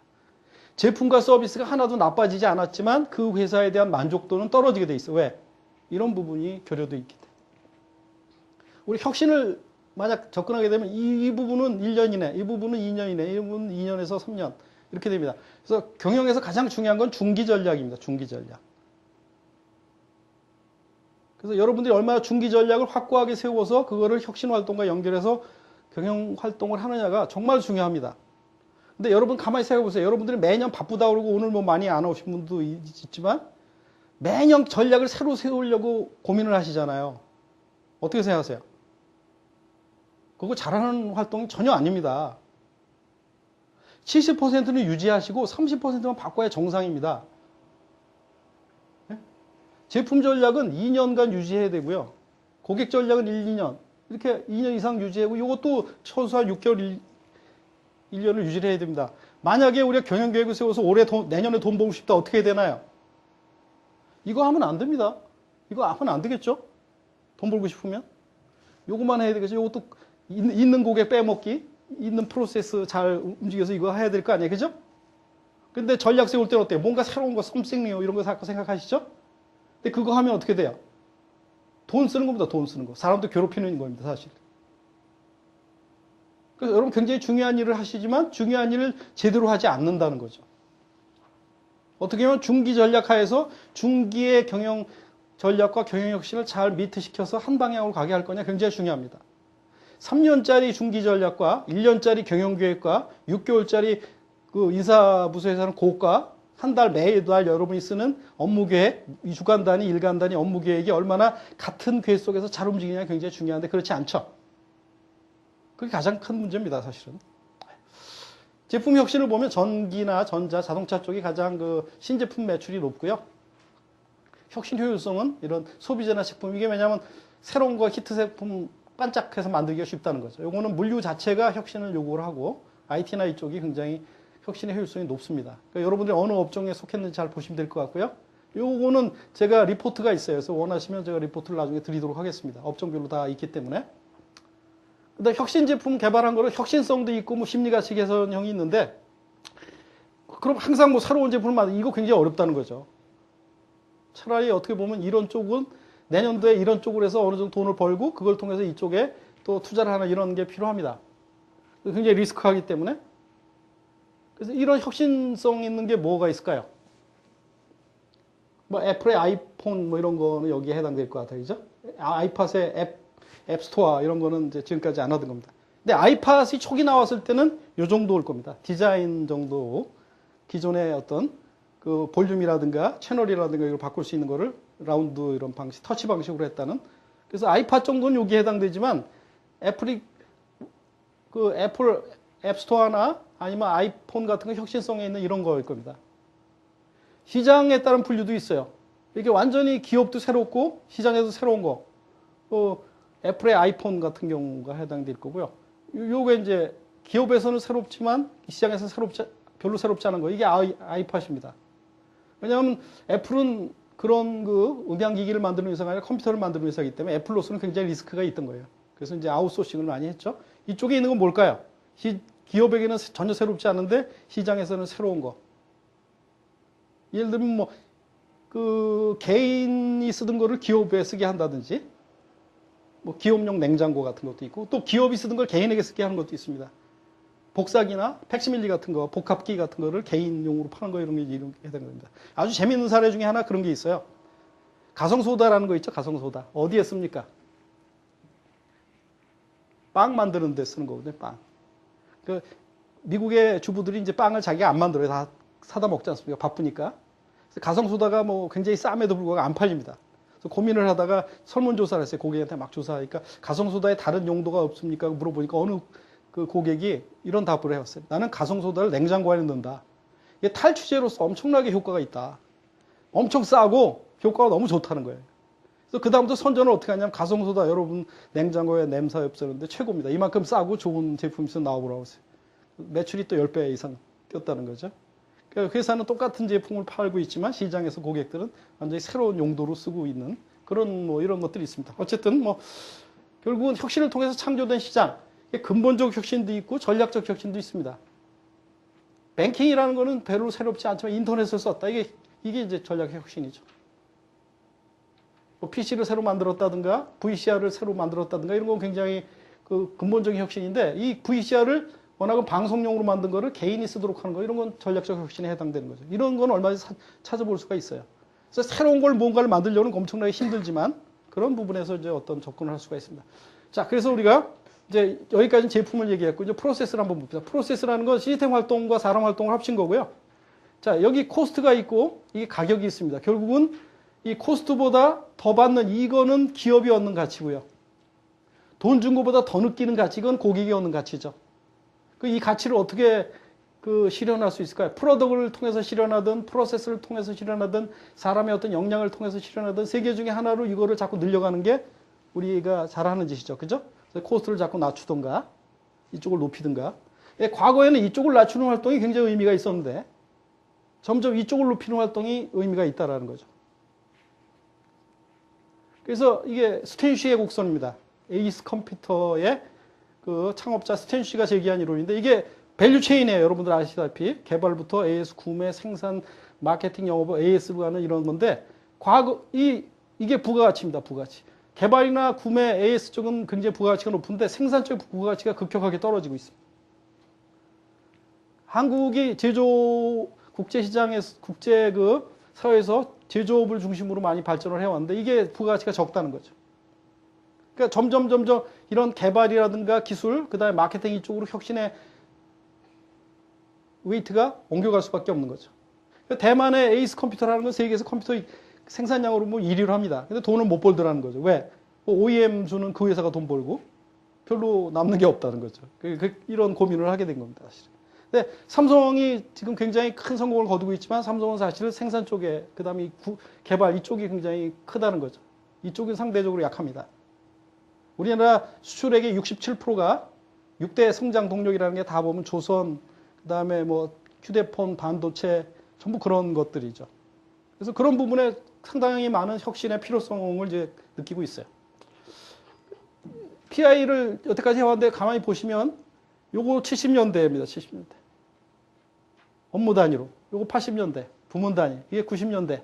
기업 단위. 이게 2000년대. 국가나 기업 단위. 뭐 회사마다 약간 빠르고 늦고 하는 단계가 있을 겁니다. 여러분은 지금 어느 단계인지 한번 보세요. 그 다음에 이쪽이 덜 돼 있어도 이쪽 갈 수도 있고 이쪽 갈 수도 있고 이쪽 갈 수도 있습니다. 다만 어느 정도 밑에 부분이 받침이 돼야 이게 잘 움직이겠죠. 이거는 이제 그 혁신의 활동의 범주하고도 관련이 있어요. 엘빈 토플러가 각 주체별 변화 속도를 얘기를 했습니다. 기업이 가장 빨라요. 그죠? 요즘은 모든 정보나 기술들이 기업에 집중이 돼 있어요. 가장 늦는데 법, 정치 조직 굉장히 뭐 미국도 마찬가지입니다. 과연 변화를 좌우하는 요소는 뭘까요? 변화는 학습을 수반해야 됩니다. 변화만 하면 아까 도전 같은 게 되고 실험 조직이 됩니다. 여러분들이 많은 혁신 활동을 했는데 성공률이 낮다면 그만큼 이제 학습력이 좀 약하지 않았나 생각을 합니다. 또 요즘 학습 굉장히 많이 합니다. 직장인들이 굉장히 공부 열심히 하는데 그걸 혼자만 알고 있으면 아무 의미가 없죠. 조직에 의해서 뭔가는 성과를 내고 하는 쪽으로 개인 학습이 되죠. 그런 부분들의 학습력과 변화력이 필요하고요. 거기에는 전문 지식이나 사회적 기술, 이건 이제 커뮤니케이션이나 이런 거고요. 도구 사용 기술은 이제 컴퓨터 사용 기술이나 방법론 같은 걸 얘기를 합니다. 교육순 추진 방법, 이게 how to에 들어간 겁니다. 톱다운 방식과 바텀업 방식이 있어요. 톱다운 방식은 주로 사업 구조나 조직 구조를 다루게 되고요. 버텀업 방식은 주로 역량이나 어떤 기법들을 다루게 됩니다. 그래서 그 두 가지 방식이 있는데 두 가지 방식 중에 어떤 게 좋은 건가요? 탑다운 방식과 버텀업 방식. 여러분들이 알고 계시기엔 어떻습니까? 사실은 이제 우리가 평소에 들었던 얘기는 다 획일적인 얘기를 많이 듣습니다. 빅뱅 방식이 좋다 이렇게 얘기를 하는데 꼭 그렇지 않습니다. 빅뱅 방식으로 실패한 게 굉장히 많고요. 사실은 어떻게 보면 PI가 그동안 했던 경영실 활동 중에 가장 실패를 많이 하는 활동 중에 하나입니다. PI는 실패하기 쉽고 그 ERP나 CRM 프로젝트는 성공하기가 쉽죠. 상대적으로. 그죠? 시간이 지나면 뭔가 시스템이 깔리고 그걸 통해서 업무를 하게 되니까 굉장히 성공이 쉽습니다. PI라는 건 그것보다 상당히 어렵죠. PI 같은 건 빅뱅 방식을 많이 얘기를 하고 있는데 국내에도 빅뱅 방식으로 성공한 데도 있고 또 아닌 데도 있습니다. 그래서 사업 구조나 조직 구조에 급격한 변화를 요구하면 빅뱅 방식을 합니다. 또 포스코처럼 제품의 구조가 간단하고 일관 생산 체제로 가면 빅뱅 방식이 통합니다. 자동차 통합니다. 전자산업 안 됩니다. 제품 가짓수가 수백 개가 넘습니다. 굉장히 복잡도가 높고 다양성이 높아서 빅뱅 방식으로 성공하기가 상당히 어렵습니다. 시범 모델을 정해서 정해진 범위를 축약을 해서 그쪽에서는 가능할지 모르는데 그 무모한 방식 다 뭐 혁신은 다 그렇게 하는 걸로 알고 있는데 그게 아닙니다. 혁신은 뭐 로켓 쏘듯이 이렇게 수직으로 올라가는 걸로 알고 계신데 그게 아닙니다. 혁신은 나선형으로 올라가는 거지 로켓 쏘는 게 아니거든요. 왜 나선형이 돼야 될 거야? 역량 개발을 해야 되거든요. 그러니까 처음에는 좁은 범위 내에서 차관 대국 착수 소국해서 시범 샘플을 정해서 거기서부터 차근차근 해 나가는데 그 다음에 혁신의 지향성이 있어야 되는 거죠. 3년 후에 어떤 모습이 될 거냐. 이 혁신 활동이 어디로 갈 거냐가 명확해야 됩니다. 그 속에서 ERP도 있고 SCM도 있고 뭔가 뭐 RFID도 하고 해야 되지 그 단위의 활동들은 혁신이 아닙니다. 그건 개선이지. 개선과 혁신은 착각을 많이 해요. 또 혁신하면 한꺼번에 점프를 해서 수직으로 향상해야 될 것 같은데 그렇지 않다는 거죠. 결국 뭐냐면 혁신이라는 것은 톱다운과 바텀업 방식이 조합이 돼서 유기적으로 운영돼서 나선형 형태로 발전하는 게 중요하다는 거죠. 개선과 빅뱅 방식이 반복이 돼야 된다 이렇게 보면 돼요. 자, 세계적 혁신 기업, GE나 도요타, 애플, 구글 이렇게 있는데 저는 뭐 이쪽 위에 있는 업체들은 제가 동의를 합니다. 근데 모토로라 저는 탈락시키고 싶습니다. 아마 이게 조사시키기가 좀 그랬던 것 같고 요즘 어디를 여기다 넣으면 될까요? 대신 여러분 생각하시는 데 없나요?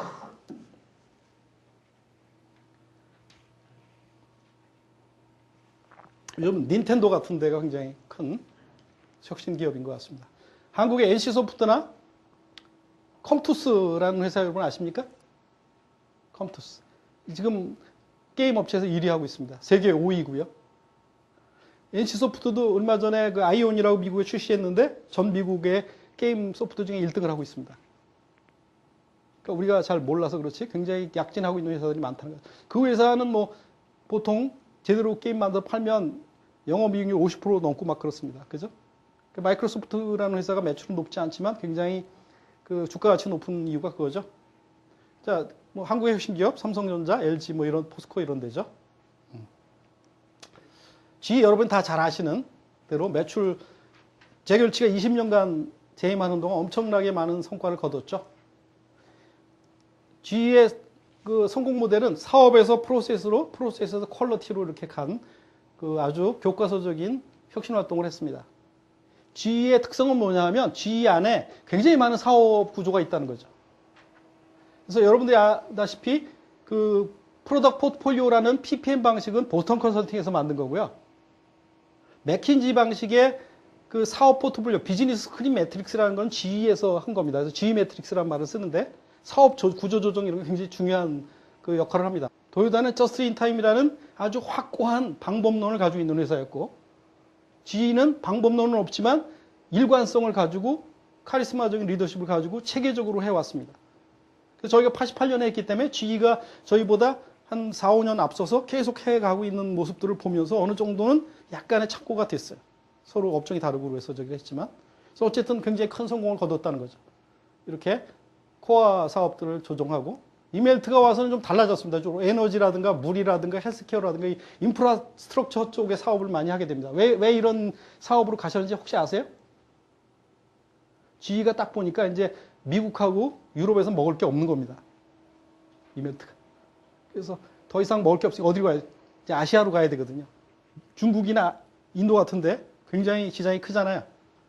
저기 시장을 먹으려면 단위 사업 가지고는 안 되고 인프라 사업을 해야 된다는 거예요. 돈이 굉장히 많이 들고 아무나 할 수 없는 사업이다. 그렇게 저렇게 작전을 싼 겁니다. GE는 이렇게 로드맵을 그려서 지금 이 뒤에도 하나 더 있어요. 10개 단계를 차근차근 진행을 했습니다. 그래서 어느 회사보다 체계적으로 했다는 거죠.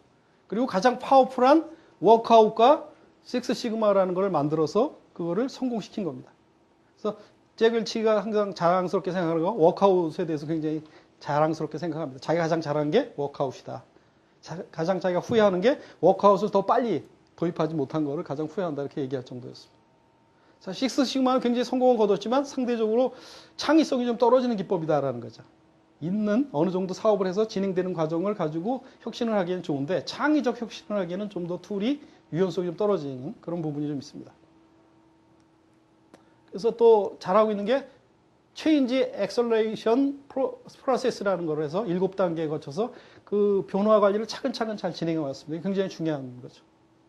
여러분들이 지금 뭐 변화 관리에 대한 모델들은 사실 여기서 많이 파생된 거라고 보시면 될 것 같아요. 도요타 혁신의 가장 특징, 현대적 혁신의 원조입니다. 사실은. 이론과 실제의 근거가 명확합니다. 저스트 인 타임이라는 게 명확했고요. 무엇보다도 가장 그 매력적인 게 실행력입니다. 이거는 하면 성과가 눈에 보이고 제조업을 기반으로 하는 걸 하기 때문에 한국의 기업들에게 상당히 벤치마킹을 많이 했어요. 그래서 자동차 업계뿐만 아니라 일반 기업에서 많이 했고 또 어떤 활동을 하더라도 이런 현장의 개선 활동을 하더라도 그 개선 활동이 궁극적으로 추구하고 있는 최종 골이 명확합니다. 그러니까 덜 헷갈린다는 거죠.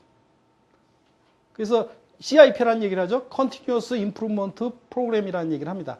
개선이라고 가이젠이라고 미국 애들이 얘기를 하는데 그게 그래도 각광을 받을 수 있었던 게 그 가이젠이지만 그 가이젠을 하다 보면 저절로 뭐가 돼? 혁신이 된다는 거죠. 그러니까 굉장히 매력적인 툴이다라고 볼 수 있어요. 그리고 그만큼 또 큰 성공을 거뒀죠. 도요타는 대외적으로는 자본 회전율, 대내적으로는 경상이익. 그래서 재고와 원가 품질 이런 부분에 명확한 모델이 있습니다. 뭐 이건 뭐 워낙 많이 알려졌기 때문에 제가 말씀을 안 드리도록 하고 애플 사실은 애플은 굉장히 기술 지향인 회사죠. 어땠어요? 기술에 투자해서 컴퓨터를 제일 먼저 만들었죠, 그죠? PC 개인용 컴퓨터. 근데 어때요? 기술로 드라이브를 걸 때는 계속 사업이 실패를 했습니다. 계속. 그러다가 어느 날 이제 대우각성하고 이제 아이팟을 만들고 애플 애플리케이션을 만들어서 어떻게 됐어요? 고객을 이제 좀 들여다보기 시작했습니다. 고객을. 그래서 기술 기반에서 시장 고객 기반으로 옮겨가면서 굉장히 큰 성공을 거뒀다고 볼 수가 있습니다. 그리고 사실 애플이 이런 그 MP3나 이걸 만들 경험이 없기 때문에 전부 그 MP3를 만들었던 내용들은 일본 회사, 한국 회사, 대만 회사들이 부품을 가져다 준 겁니다. 우리나라 반도체, 일본의 백라이트나 뭐 이런 거, 대만의 뭐 이런 부품들을 갖다가 만든 겁니다. 그러니까 사업 설계만 한 겁니다, 사실은. 그럼에도 불구하고 세계적인 히트를 했죠. 아이팟이 전 세계의 휴대폰 판매량의 불과 1, 2%밖에 안 됩니다. 얼마 전까지는 1%였는데 좀 올라갔을 거예요, 그죠? 2%라고 치지만 판매량으로 2%지만 수익으로 보면 전체 세계 판매 그 휴대폰 판매 수익의 10%, 이익의 10%를 애플이 가져갑니다. 그러니까 그만큼 파워풀하다는 거죠. 창의적인 어떤 혁신의 성과. 한국의 경영혁신 보겠습니다. 90년, 2000년 이렇게 보면 아까도 말씀드렸지 현장에서부터 시작을 했습니다. 현장에서부터. 사실 이 당시에 제일 앞서간 것은 현대자동차입니다. 그래서 포니가 미국에 많이 팔리면서 뭐라고 했어요? 한국의 정치 수준은 포니를 못 따라간다 이런 얘기 여러분 기억나시죠? 사실 저스트 인 타임이라는 게 일본의 한 90% 정도 수준까지 쫓아가 있었어요. 다만 이제 흠이라면 노사분규를 자주 한다는 게 문제입니다. 그 다음 2000년에 가면서 실제로 뭐 PI 활동이 많이 일어나죠. 그래서 IMF 때문에 BPR이나 이게 많이 일어납니다. 그래서 이런 크게 두 가지 측면에서 보면 생산성을 향상시키기 위한 혁신 활동들은 삼성이나 SG전자에서 많이 했고요. 그 다음에 이런 위기 탈출을 한 게 이제 한국전기초자였고, 두산 같은 경우가 리스트럭처링을 굉장히 많이 했잖아요. 그죠? 그 다음에 위기는 아니지만 LG나 효성이나 어디죠? 코롱. 이런 회사가 구조조정을 많이 했습니다. 구조조정은 어떻게 했냐면 CU, PG, PB 이런 식으로 맥켄지 컨설팅을 받아서 사업부제로 전부 전환을 한 활동들이 있었습니다. 굉장히 중요한 활동이라고 볼 수 있어요. 그런 것들이 일어났고 그 뒤에는 이제 경영관리 시스템 구축하는 쪽으로 많이 갔죠. 자동화. 그 다음에 이 프로세스의 질적 향상에서 식스시그마나 인터넷 비즈니스 뭐 이런 쪽으로 갔습니다. 그래서 포스코하고 SDI가 이때 많이 굉장히 약진을 하게 되고요. 그 다음에 텔레코뮤니케이션 쪽이 굉장히 약진을 합니다. 그 다음 이쪽은 뭘까요? 그 뒤는 이제 신성장 동력이나 BSC, 코트라나 유한 캠벌 이런 쪽이 뜨게 됩니다. 가만히 보시면 이쪽은 현장이고요. 이쪽은 이제 전사 단위로 갑니다. 그죠? 이쪽으로 넘어가면서 어떻게 해요? 기업과 기업 단위를 연결하는 활동으로 갑니다. CRM이나 SCM은 기업과 고객, 기업과 B2C나 B2B를 연결이 됩니다. 이쪽으로 가면 어떻게 해요? 글로벌로 갑니다.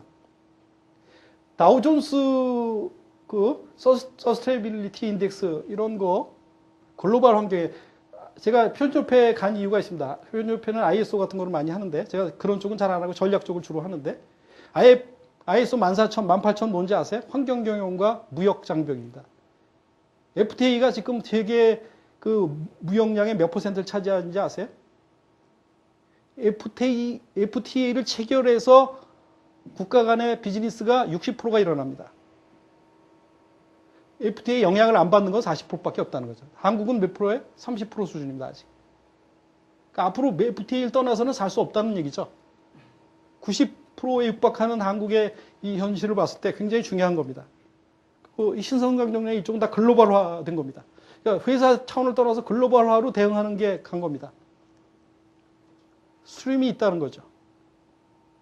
무작정 하는 게 중요한 게 아니라 어떤 걸 할 거냐, 우리는 어디까지냐. 그렇다고 우리가 이것도 안 하고 이걸 갈 수는 없는 겁니다. 많은 회사들이 식스시그마를 하는데 그 앞에 프로세스 자동화를 안 한 상태에서 식스시그마 해봐야 별로 의미가 없습니다. 힘만 들지. 아니 뭐 수준이 2시그마, 1시그마 수준인데 무슨 식스시그마를 합니까? 식스시그마가 갑자기 떨어진 게 아니거든요. 과연 우리는 어디에 있느냐. 그래서 리딩 기업들도 그런 면에서 이제 바뀌기 시작을 하죠. 국내 기업들, SCM 중심으로 제가 설명을 드린 거는 SCM이 어떤 면에서 보면 이런 측면에 굉장히 종합적인 걸 가지고 있기 때문에. 제가 삼성그룹에서 경영혁신을 했었는데 주로 제가 했던 건 빨간 색깔로 이렇게 표시를 했습니다. 이때 이제 경영혁신을 많이 했죠. 제가 88년에 경영신 본부의 총괄기획팀장을 하면서 여러 가지 했습니다. 그래서 뭐 A-PROS 사무 개선이고 A-PRO 질중식 경영 이념 새로 바꾸자고 했고 그룹웨어나 글로벌 ERP 뭐 GT 2000 그래서 그 원가 절감 2천억 PI나 다운사이징 클라이언트 서버 시스템 같은 거 디자인이나 명품 전략 이런 거 다 이제 제가 했던 것들입니다. 그 다음에 이제 97년에 나왔기 때문에 제가 그 뒤로는 이제 이쪽에 주로 국내 타사들에 이제 가서 이런 활동들을 하게 되죠. 근데 실제 보면 이게 우리나라 경영혁신의 어떤 큰 흐름이에요. 그 5년 단위, 이 앞에는 10년 단위, 현재는 이제 속도가 좀 빨라졌기 때문에 5년 단위로 뭔가 이렇게 좀 바뀌고 있는 겁니다. 바뀌고 있죠? 그래서 삼성 경영혁신의 특징은 겁니다. 처음부터 강력한 톱다운에 의해서 실행이 됐다는 거죠. 삼성전자 같은 거 대표이사가 총대를 메고 그룹적으로도 회장이 나서서 진두지휘를 했다는 겁니다. 또 강력한 전담팀을 구성했다는 거죠. 기존 조직에서 하는 게 아니라 별도의 그것만을 위해서 고민하고 그것만을 위해서 충성을 다하는 전담팀을 만들었다는 게 굉장히 중요합니다. 그래서 처음에 저희가 45명에서 50명 정도 출발을 했는데 그 인원이 100명, 200명으로 늘어났어요. 저처럼 나와서 밖에 나가서 컨설팅을 하고 2명은 CEO가 됐고요. 1명은 이제 부사장이고 그 다음에 나머지 전무나 뭐 상무 이렇게 된 사람도 있습니다만은 그 사람들이 10년, 20년을 경영혁신만 했다는 거죠. 이런 단계를 다 거쳐가면서. 그러니까 한국이 지금 경쟁력이 높아진 거는 그런 경영혁신의 전문적인 스텝들이나 방법론이 그만큼 많이 공고해졌다는 것도 무시할 수 없는 일입니다. 또 그 범그룹적 연계를 하고 있다는 거죠. 제가 삼성전자에 있다가 SDS로 가고 SDS에 있다가 STI에 가게 된 거. 물론 제가 초기 효시였지만 이렇게 인력을 교류하고 또 같은 전략과 같은 어떤 프로세스 시스템에 의해서 혁신 활동이 일어난다는 거죠. 이거는 G 같은 그룹만 가능한 거예요. 국내에 많은 기업들이 있는데 그렇게 그룹적으로 하는 회사는 없어요. 그죠? 그래서 삼성전자 SCM은 특징이 뭐냐면 다른 회사는 SCM 그러면 주로 구매, 제조, 물류, 판매 이쪽을 얘기하는데 여기는 개발도 들어가고요. 프로덕트 들어가고 그 다음에 이 뭐 판매 쪽도 들어갑니다. CRM도 광의의 SCM 안에 넣었어요. 그러니까 관점을 뭐로 봤냐면 고객 관점으로 본 겁니다. 고객이 보기에는 판매나 마케팅도 다 SCM이라고 본 거죠. 이해가 되십니까? 다른 회사에서 하는 SCM하고는 많이 다르죠. 사실 얼마 전에 은퇴하신 윤영윤 부회장이 이거를 굉장히 잘 운영을 하셨어요. 그래서 그 스태프들의 의견을 잘 듣고 SCM을 굉장히 크게 그 광의로 해석을 해서 잘 효과를 냈고 그걸 글로벌리하게 전 세계에 똑같은 프로세스를 가져간 굉장히 큰 업적입니다. 그래서 삼성전자가 도약하게 된 가장 큰 계기 중에 하나라고 볼 수 있어요. 그래서 연도별로 이런 활동들을 했고요. SCM을 할 때 가장 중요한 게 뭐냐면 먼슬리가 있습니다. 먼슬리는 뭐냐면 제조 단계의 재고를 줄이는 겁니다. 재고가 단순하게 재고가 문제가 아니고 재고 수준이 얼마가 되느냐가 그 회사의 수준입니다. MRP를 월간 단위로 돌립니다. 이때는. 주로. 두 번째, 위클리로 되면서 16주 연동 계획이 되고 이러면서 달라지는 게 뭐냐면 세일즈 단계, 영업과 생산을 연동하는 거죠. 포캐스팅이라든가 영업의 오더라든가 이게 주간 단위로 끊어지고 그게 정확히 운영되는 게 굉장히 중요합니다. 그 다음에 세 번째가 뭐냐면 서프라이어, 공급선의 재고를 줄이는 겁니다. 대부분 잘못하고 있는 게 공급선의 재고부터 줄인다는 거죠. 이 부담을 나는 안 갖고 너만 가져라 이런 거죠. 근데 더 중요한 건 뭐냐면 생산 계획이나 판매 계획 연동이 먼슬리로 가냐, 위클리로 가냐, 데일리로 가냐, 아워로 가냐 이게 달라지는 거거든요. 그래서 이제 위클리로 가게 됩니다. 데일리로 가려면 채널, 대리점이나 이 물류 대포 이런 데 있는 것들이 다 줄어야 돼요. 그게 금방 안 준다는 거죠. 그리고 포스나 뭐 이런 게 다 연동이 돼야 되겠죠. 대부분 회사들이 어떻게 해? 포스 움직이고 CRM 다 하고 했음에도 불구하고 어떻게 연말에 월말에 계산서 끊을 때 다시 또 정산하고 밀어내기 하고 다 하잖아요. 그죠? 혁신의 가장 큰 차이는 뭐냐면 회사가 꼭 해야 되는 걸 하는 게 혁신입니다. 여러분 가만히 생각해보세요. 우리 회사가 가장 꼭 해야 되는 게 뭔가를 한번 가슴에 손을 얹고 생각해보세요. 그거 하지 않은 게 혁신입니다. 근데 과거의 10년, 5년 동안 왜 안 됐느냐? 그걸 찾아서 그게 되도록 하는 게 혁신이지 남이 한다고 SCM하고 CRM하고 뭐 RFID 적용하고 뭐 이게 혁신이 아니다라는 거죠. 회사를 운영하면 실물과 정보가 맞아야 되고 그죠? 매출이 데일리로 정상이 돼서 제대로 떠야 되고 이게 가장 기본인데 그거 안 한다는 거죠. 많은 회사들 ERP 도입했지만 월말에 밀어내기 하고 실물 데이터하고 또 틀려서 또 다시 보정하고 이런 짓을 수없이 많이 하잖아요. 이거 혁신 아니다라는 거죠. 그렇게 하면 회사가 안 좋아져요. 포스 깔았는데 대리점하고 정보가 서로 맞지 않잖아요. 그건 혁신 아니거든요. 근데 그거를 어떻게 할 거냐에 고민을 해야지 본질이 아닌 비본질에 해당되는 거를 하면서 이걸 잘했다고 생각한다는 거죠. 그게 가장 큰 문제입니다. 그 다음에 아워로 가려면 이제 채널에게 더 줍니다. 그래서 리얼타임 여기까지 바라지 않고 대부분 국내 기업들은 이 정도 수준에 지금 와 있는 것 같습니다. 요 TDR 이건 LG에서 많이 쓰는 겁니다. 그래서 티어 다운 앤 리디자인인데 어느 활동들을 하게 되면 이제 그 프로세스에 가치를 올리는 작업을 합니다. 근데 이 가치가 무한정 올라가는 게 아니라 도입기, 성장기, 성숙기, 쇠퇴기로 가면서 점점 가치가 떨어지게 됩니다. 필연적으로 낭비가 많이 늘어나게 되고 제품이 안 팔리게 되고 안 팔리면 또 원가가 높아지게 되고 그러니까 다시 프로세스를 해체해서 다시 그 재디자인을 해서 다시 가치를 올리고 하는 작업들이 반복되는 이런 그 저기를 가지고 있죠. 그 LG가 가지고 있는 그 혁신 활동의 가장 장점은 뭐 같습니까? LG는 회사 단위로 혁신을 했습니다. 삼성은 그룹 단위나 큰 조직에서 삼성을 했고 혁신을 했어요. 그러니까 LG는 그 제품 개발이나 현지 시장 밀착형 혁신을 많이 했어요. 그래서 인도나 뭐 러시아나 저 중남미 쪽에서 굉장히 좋은 상품의 퍼포먼스를 보이고 있어요. 현지화를 많이 해서. 왜냐하면 그 현업 조직 중심으로 움직이니까. 삼성처럼 그 CEO나 위에서의 강력한 드라이브보다는 근데 잘 보세요. 혁신 조직을 어디다 둘 거냐. 상위 조직에다 두면 어떻게 힘은 있는데 디테일하게 못 갑니다. 인프라스트럭처로 갑니다. 거기서 디테일한 걸 치고 나가면 현업하고 쫑이 나요. 그죠? 현업에다 주면 어떤 일이 생길까요? 현업은 급한 것만 합니다. 진짜 중요하고 꼭 해야 되는 건 안 합니다. 어중간에다 중간에 두면 어떻게 될까요? 그 조직은 자기 조직이 할 수 있는 것만 합니다. 그죠? 우리 조직이 할 수 있는 게 ERP를 도입한 건 ERP만 합니다. 더 이상 안 들여다봅니다. 팀장 레벨에서 할 수 있는 게 그것밖에 더 있어요? 더 이상 하다가 칼 맞죠? 그러니까 회사는 혁신 활동을 하고 있으니까 안심이 되고 그렇지만 진정한 혁신 활동은 어딘가 구석에서 새고 있죠. 한국의 현주소 그렇습니다. 여러분들이 회사에 근무하는 애는 다 제가 보기엔 별반 다르지 않아요. 다 경영혁신팀을 만들고 경영혁신 조직을 움직이고 경영혁신 활동을 하고 있지만 그게 진정한 경영혁신이냐는 다시 생각해 봐야 돼요. 그 다음에 그래서 LG전자가 잘하는 게 이런 아주 굉장히 디테일합니다. 제가 LG 출신들을 만나보면 굉장히 디테일합니다.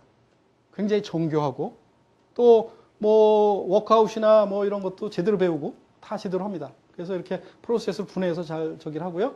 근데 프로세스를 개선할 때도 사실 식스시그마를 먼저 해야 될 게 아니라 린 식스시그마를 먼저 해야 됩니다. 무슨 얘기냐면 파라메타의 선포를 줄이는 게 우선이 아니고 프로세스의 선포를 줄이는 게 우선입니다. 여러분들 회사에 보면 프로세스가 들쑥날쑥하잖아요. 어떤 거는 막 한 달 걸리고 어떤 거는 빨리 걸리는 거 2주 만에도 끝나고 막 이러지 않아요? 파라메타는 굉장히 정교한 거라는 거죠. 그러니까 프로세스의 선포를 먼저 줄이는 작업을 하고 그 프로세스의 선포가 어느 정도 줄면 그 다음에 파라메타의 선포를 줄이는 작업을 해야 됩니다. 대부분 회사들이 거꾸로 한다는 거죠. 그러니까 프로세스를 표준화해서 자동화하고 나면 그 다음에 데이터도 저절로 올라오고 어느 정도 안정화가 되니까 그 다음에 식스시그마를 논할 가치가 있어요. 프로세스가 왔다 갔다 하는데 무슨 식스시그마가 되겠냐 하는 거죠. 그렇다 하지 말라는 얘기는 아닌데 식스시그마 자체가 그 어떤 경영의 철학이나 생각하는 방식이나 경영에 접근하는 방식이 굉장히 도움이 됩니다. 근데 너무 과용을 해서 쉬운 일도 어렵게 만들고 먼저 해야 될 거와 나중에 해야 될 걸 굉장히 헷갈린다는 거죠. 그러니까 신경 안정제를 너무 많이 먹는 그런 부분도 있어요. 그 다음에 이렇게 해서 비부가가치를 없애고 부가가치를 늘리고 비스부가가치란 건 뭐냐면 고객의 입장에서는 부가가치가 없는 건데 우리 입장에서 꼭 해야 되는 거. 전략도 세워야 되고 회의도 해야 되고 고가도 해야 되고 고객은 필요 없어요. 우린 필요하죠. 그건 비즈니스 프로세스 정도로 그냥 봐주는 겁니다. 이게 불과 뭐 5%, 10%밖에 안 됩니다. 이거 줄이고 이렇게 줄여서 이렇게 줄이는 이런 작업을 해야 됩니다. 그래서 이게 먼저 줄어서 일리 가고, 그 다음에 이걸 높여줘야 되는데, 그 다음에 가는 게 이제 이렇게 해서 전부 부가가치 맵을, 밸류 스트림 맵을 정해서 전부 이렇게 활동들을 하죠. 그래서 식스시그마도 린 식스시그마라고 해서 직실천이나 뭐 이런 표준화, 눈으로 관리 이런 것도 이제 같이 하는 그런 저기가 있습니다. LG가 BPM을 해서 많이 성과를 거뒀습니다. 그래서 찾아오는 업무, 내가 업무를 하는 게 아니라 전 부서에서 업무를 하고 나면 나한테 어떤 업무가 다음 달에 올지, 어떤 업무가 내일 나한테 올지를 알 수 있습니다. 그러니까 남이 하는 업무가 나한테 연결되는 게 다 연결이 되어 있다는 거예요. 프로세스가 정교하게 다 되어 있고, 프로세스가 시스템으로 연결되어 있고요. 그 다음에 내가 이 일을 하려고 그러는데 규정 규칙이 뭔지 모른다. 그러면 그거를 클릭하면 바로 거기에 규정 규칙이 다 나옵니다. 거기에 대한 업무 표준, 매뉴얼이나 이게 다 연결이 되어 있다는 거죠. 그리고 실시간으로 업무가 진행이 되고, 그래서 굉장히 효율적으로 업무가 얼로케이션이, 어떤 사람한테 업무가 많이 몰리면 저절로 순위의 업무 수행자라든가 또는 그 관리자한테 이런 업무의 조정을 요구하는 그런 것들이 뜬다는 거죠. 그런 정도로 굉장히 정교하게 되어 있습니다. 그래서 이 BPM도 발전 단계가 있는데, 효율을 위한 프로세스 BPM이 있고, 인테그레이션 BPM인데, 이게 이제 우리가 많이 했던 BPM이고요. 식스시그마라는 걸 통해서 좀 더 그 전략 중심으로 가고, 좀 더 성과 중심으로 가는 게 이제 스트래테지 BPM이고, 더 나가면 이제 그 BPM을 혁신해서 BPM 자체, 프로세스 자체에서 가치를 내는 이런 활동을 이제 전개가 되어야 될 겁니다. 포스코, 포스코의 장점은 뭐냐 하면, 아까도 말씀드린 사업 구조가 심플하다는 거죠. 제품이 철강과 철강 관련 제품입니다. 일관 생산 체제를 가지고 있어요. 대한민국에서 가장 모범적인 회사입니다. 그 경영 이념 자체가 제철 보국입니다. 제철 보국. 그래서 굉장히 충성심도 있고, 회사에 대한 충성심도, 자긍심도 있습니다. 그리고 사업이 안정적입니다. 앞에 있는 인프라스트럭처에 가까운 소재 산업이다 보니까 복잡성이 적어요. 그러니까 뭘 해도 제대로 할 수 있어요. 제대로. 그리고 또 포스코의 장점은 삼성전자나 이런 선행되는 국내 컴퍼니가 있었다는 거죠. 저하고 같이 일한 사람이 포스코의 이 PI 프로젝트 하는데 컨설턴트 고문으로 갔습니다. 저희가 할 때는 아무도 없었어요. 벤치마킹으로 배울 게 없어요. 여기 배울 게 많다는 거죠. 그 다음에 공정이 일관 공정으로 되어 있고 빅뱅 방식이 가능하다는 거죠. 체질 자체가 굉장히 처음에 군인 출신들이 시작을 했습니다. 그러니까 굉장히 정확하죠. 하라면 합니다. 그대로. 그래서 계획대로 생산해라. 오더 받은 대로 나눠줘라. 그럼 그대로 하는 겁니다. 근데 그걸 사람이 하기는 어려우니까 시스템으로 해라. 가능합니다. 그래서 실제로 이렇게 단계별로 경영시 인프라 구축하고 가속화하고 글로벌 조직 역량 구축하고 이런 단계를 했습니다. 그리고 이 안에도 웨이브라고 해서 뭐 3차 웨이브, 4차 웨이브 이런 걸 계속합니다. 포스리가 전부 달라붙어서 엄청나게 많은 인력을 넣습니다. 그래서 가장 성공적인 혁신 활동을 했습니다. 삼성전자가 포스코를 못 따라갑니다. 왜냐하면 삼성전자는 사업 자체의 복잡성이 커가지고 그렇게 할 수가 없어요. 삼성전자는 관련된 회사가 엄청나게 많기 때문에 항공모함 선단을 거느린 회사이기 때문에 그렇게 많은 기업들이 한꺼번에 제대로 방향을 잡아서 가기 상당히 어렵죠. 그에 비해서 상대적으로 포스코는 굉장히 잘하고 있다라는 거죠. 그래서 성과도 많이 냈습니다. 그 다음에 그 앞에 있는 프로세스에 대한 성과를 하고 나서 이 조직에 대한 그 혁신도 했습니다. 조직 성과. 조직 혁신할 때도 식스시그마의 방식을 그대로 썼어요. 이런 게 굉장히 잘한다는 거죠. 모든 업무에서 식스시그마의 사고나 생각을 접근하는 겁니다. 조직 역량을 향상시키기 위해서 조직 역량에 영향을 주는 요소가 뭔가? 그래서 개인 역량, 조직과 제도, 조직 문화 이런 걸 정해서 Y 콜 FX, 빅 Y와 스몰 Y를 나눠서 그걸 전부 이렇게 구조화하고 이걸 전부 하나씩 해나가는 굉장히 정교한 방식을 썼어요. 근데 사실은 좀 제품 구조가 복잡하고 채널이 복잡한 회사는 이렇게 정교하게 가면 오히려 실패할 확률이 높습니다. 실패할 확률이. 약간 좀 뭐라 그럴까 모디파이를 한다든지 적정 수준의 완성도를 높이는 게 중요하고요. 여기 동부에서 오신 분이 있는데 뭐 실패 사례라기보다는 접근 방법이 좀 덜 좋았던 거라고 제가 설명하고요. 예, 식스시그마 성공했어도 불구하고 제품 혁신에서 실패했죠. 소니, 하드웨어 강점 버리고 무리한 소프트 사업으로 확장해서 실패했습니다. GM 실적이 나쁘진 않았어요. 근데 그 실적이 뭐에서 나온 거냐면 이거 없습니다. 교재. GE 캐피탈이나 이런 데서 돈을 버는 거예요. 착시 현상이 생겼다. 그 다음에 미국은 전형적으로 대형차 중심의 사업 비즈니스 포트폴리오 같습니다. 근데 소형차는 일본이나 한국 차를 못 따라가는 거죠. 유럽차. 그러니까 어떻게 해? 저건 안 되니까 대형차를 자꾸 고집하고 미 정부에서는 대형차에 대해서는 진입장벽을 놓아서 보호해 줬어요. 그래서 결국은 망한 거죠. 그죠? 노소관리 실패해서 막 GM에 한번 근무하면 종신연금을 주고 막 이런 짓을 했으니까 실패할 수밖에 없죠. 동부를 여다는 거는 제가 뭐 다른 의도가 있는 건 아니고요. 대대적인 혁신 활동을 했음에도 불구하고 외부의 영입 인력을 많이 가져갔는데 그 사람들이 전문가는 아니었다. 제가 초창기에 가서 본 모습은 혁신의 모습이 일관된 어떤 지향성을 가지고 있는 게 아니라 좀 이것저것을 엮어놓은 거에 불과하지 않았냐. 너무 이상하게 생각하지 마시고요. 그래서 초점이 좀 불분명했다. 그 다음에 인사 출신들이 와서 혁신 활동을 했습니다. 부회장 하셨던 분도 그렇고 거기에 책임하셨던 분도 그렇고 사실은 제가 좀 뭐 인사 부분을 폄하하는 건 아닌데 혁신은 실행이 우선돼야 되는데 인사 업무 특성이 실행을 하기에는 굉장히 좀 거리가 있는 조직 형태를 가지고 있습니다. 그래서 그런 부분에서 보고 들은 건 많지만 실제 그걸 주도하기에는 뭔가 좀 부족한 부분이 있었다라고 봅니다. 쌍용 뭐 다 아실 겁니다. 이건 됐고요. 한국 경영혁신 특징 정권 탄생과 연계한 혁신을 했다는 거죠.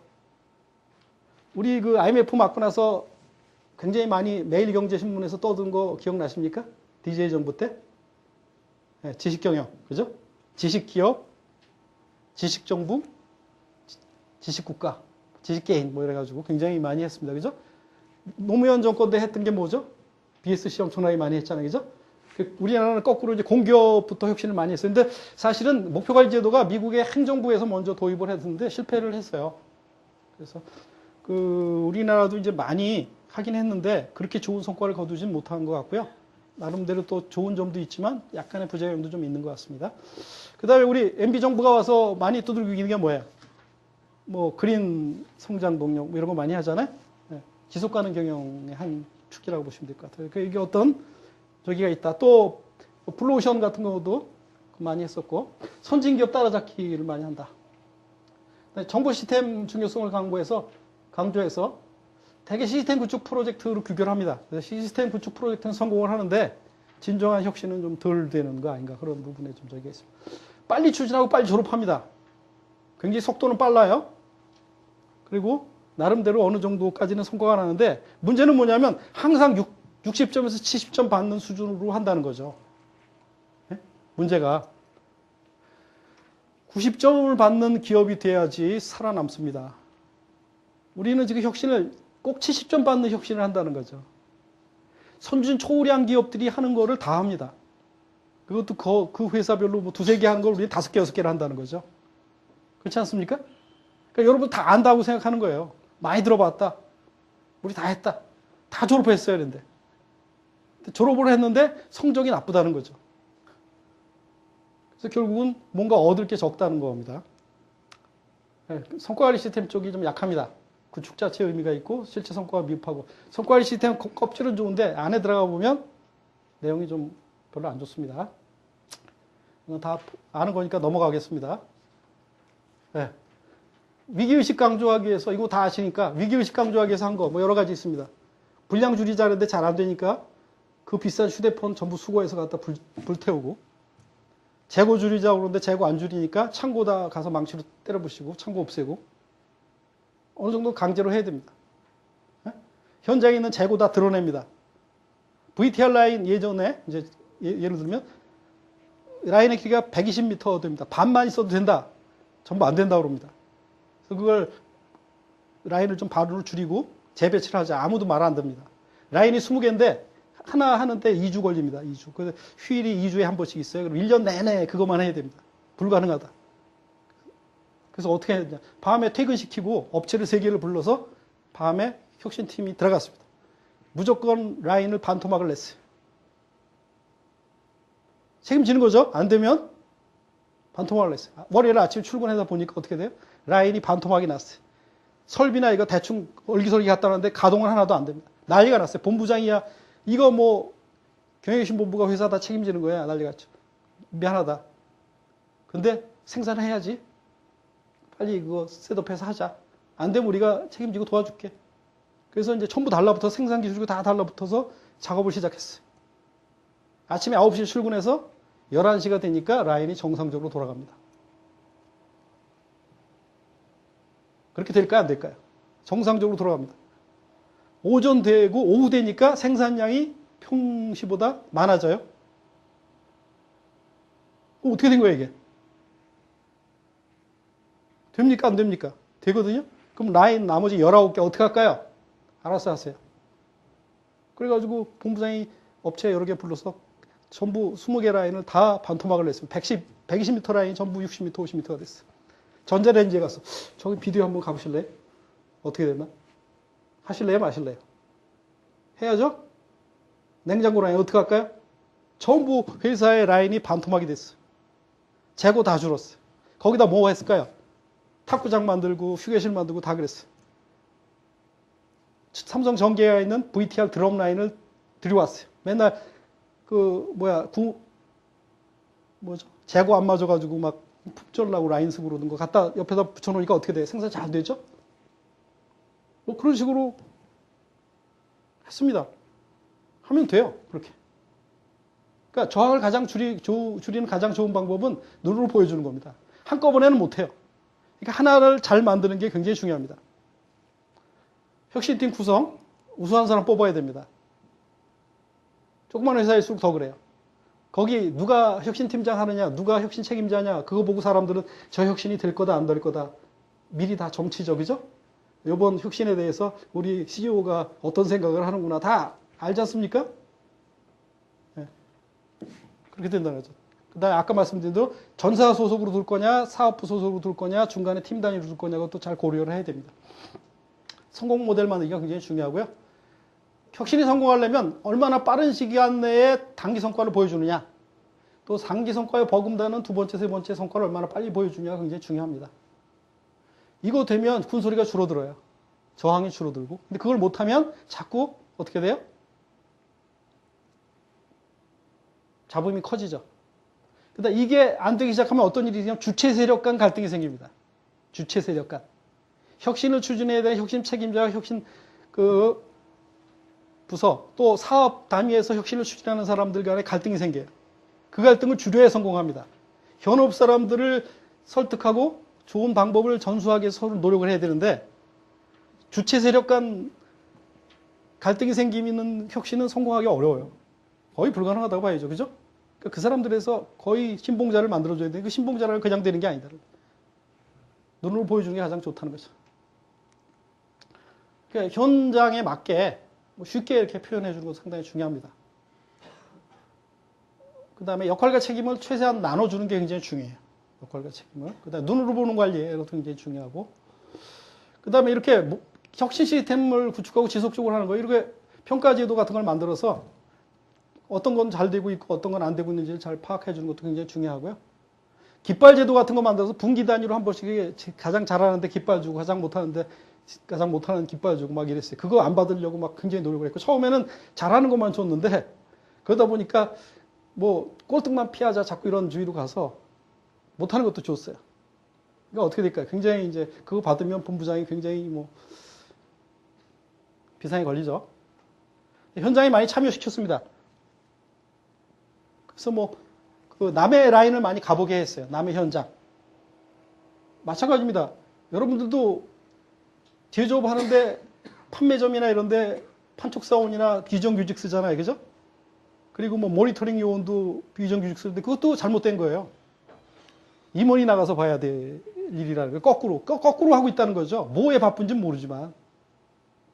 네? 현장에 임원이 가서 야, 저쪽 매장은 이렇게 잘 되고 있는데 이쪽 매장은 왜 이렇게 못하고 있어? 이거 가서 파악하고 지시할 수 있나요? 그거 할 수 없으면 혁신은 안 됩니다.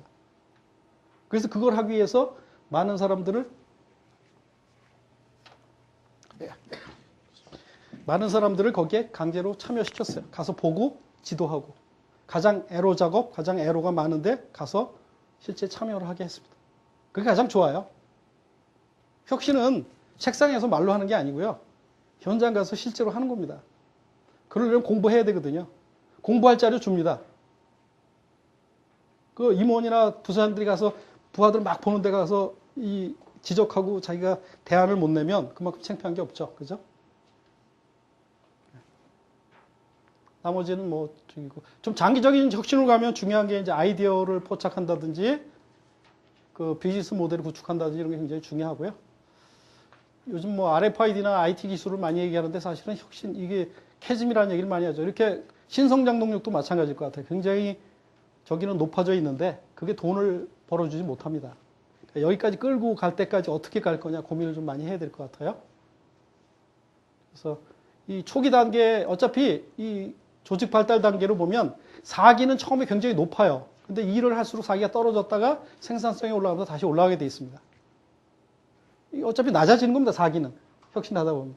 이 벽을 빨리 넘으려면 생산성을 높여야 되고 여기에 단타로 뭔가는 성과를 내줄 수 있는 거를 잘 준비를 해주는 게 굉장히 중요합니다. 이게 레빈의 변화관리 모델인데요. 크게는 3단계. 언프리징, 무빙, 리프리징이고요. 작게는 5단계입니다. 혁신의 방법론에 나와 있는 것들 다 혁신 동력, 혁신 활동, 혁신 시스템 이런 거 다 보면 이 레빈의 모델에서 비롯된 겁니다.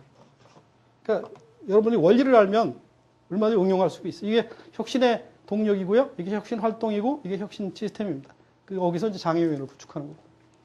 다 거기서 파생된 겁니다. 혁신 동력, 경영자나 추진팀, 혁신 활동, 초기에 시범 사업에 참여하는 사람들, 지속 활동 이건 나머지 사람들. 그래서 그런 부분들이 다 혁신이라는 결국은 병에서 병아리가 알을 깨고 나오자는 거죠. 남이 깨면 이제 프라이가 됩니다. 자꾸 나이가 들면 콜레스테롤도 생기고 혈압도 높아지는데 의사가 권고할 때 음식 조절하고 술 좀 덜 먹고 담배 피지 말라고 할 때 잘 지키면 건강해지는 거고요. 그걸 안 하면 의사에 의해서 수술을 받든지 뭔가 강제적인 철퇴를 맞게 되죠. 혁신은 그런 겁니다. 사실은. 다 됐고요. 나머지는 제가 다 넘어가도록 하고 한 가지 마지막 제가 설명 하나 드리고 마무리하겠습니다. 뭐 이렇게 급하게 한 게 아니고 그 뒤 거는 제가 어차피 설명을 안 하고 그냥 여러분들 자료 보면 충분히 할 수 있는 부분이라고 생각을 했고요. 앞으로의 그 혁신은 그럼 어떻게 갈 거냐만 설명드리겠습니다. 뭐 전략지향, 컨버전스, 수행 모델, 융복합화, 성과장 이렇게 갈 겁니다. 그래서 아까 말씀드린 대로 단기 경영이 굉장히 중요하다 보니까 전략 가지고 뭔가 불충분하다. 또 경계가 모호해졌다. 업스트림 경영 전략, 경영 혁신 활동이 전략과 연계되는 업스트림이 될 거고요. 또 혁신만 강조할 게 아니라 리스크를 어떻게 최소화할 거냐 굉장히 중요한 요소가 됐습니다. 그다음에 경제 위기 여파로 원가 혁신도 굉장히 중요해졌는데 원가 혁신뿐만 아니라 R&D 투자를 강화하는 균형이 굉장히 중요해졌다라고 볼 수가 있고요. 그다음에 새로운 사업 모델을 창출하는데 프론트 오피스에 대한 부분이 굉장히 중요해집니다. 지금까지 혁신은 대부분 백 오피스에 많이 집중이 되어 있습니다. 시스템을 만들고 인프라 구축하고. 근데 프론트 오피스로 가면 돈을 못 벌죠. 그다음에 제조업은 제조업 플러스 서비스업이 돼야 되고 서비스업은 서비스 플러스 사이언스가 돼야 됩니다. 얼마 전에 제가 서비스 사이언스라는 포럼 다녀왔는데 서비스 자체도 제조업처럼 목합을 만들고 제조업처럼 R&D 투자를 합니다. 포인트 제도를 어떻게 운영할 거냐. 야구 팬들을 만들기 위해서 어떤 사람들이 팬이 될 거냐. 이런 거 연구를 합니다. 사이언스가 이제 도입이 된다는 거죠. 그 다음에 이런 커스터머 익스페리먼트 매니지먼트 같은 고객의 가치를 제고하기 위한 실질적인 활동, 체험과 스토리를 어떻게 관리할 거냐 해서 패스파인더나 룰메이커로 가야 됩니다. 그 다음에 이제 오퍼레이팅 레벨의 자동화는 많이 했어요. SCM, CRM, ERP는 다 오퍼레이팅 레벨의 자동화입니다. 엄청나게 많은 데이터 넣죠? 그죠? 여러분 생각해 보세요.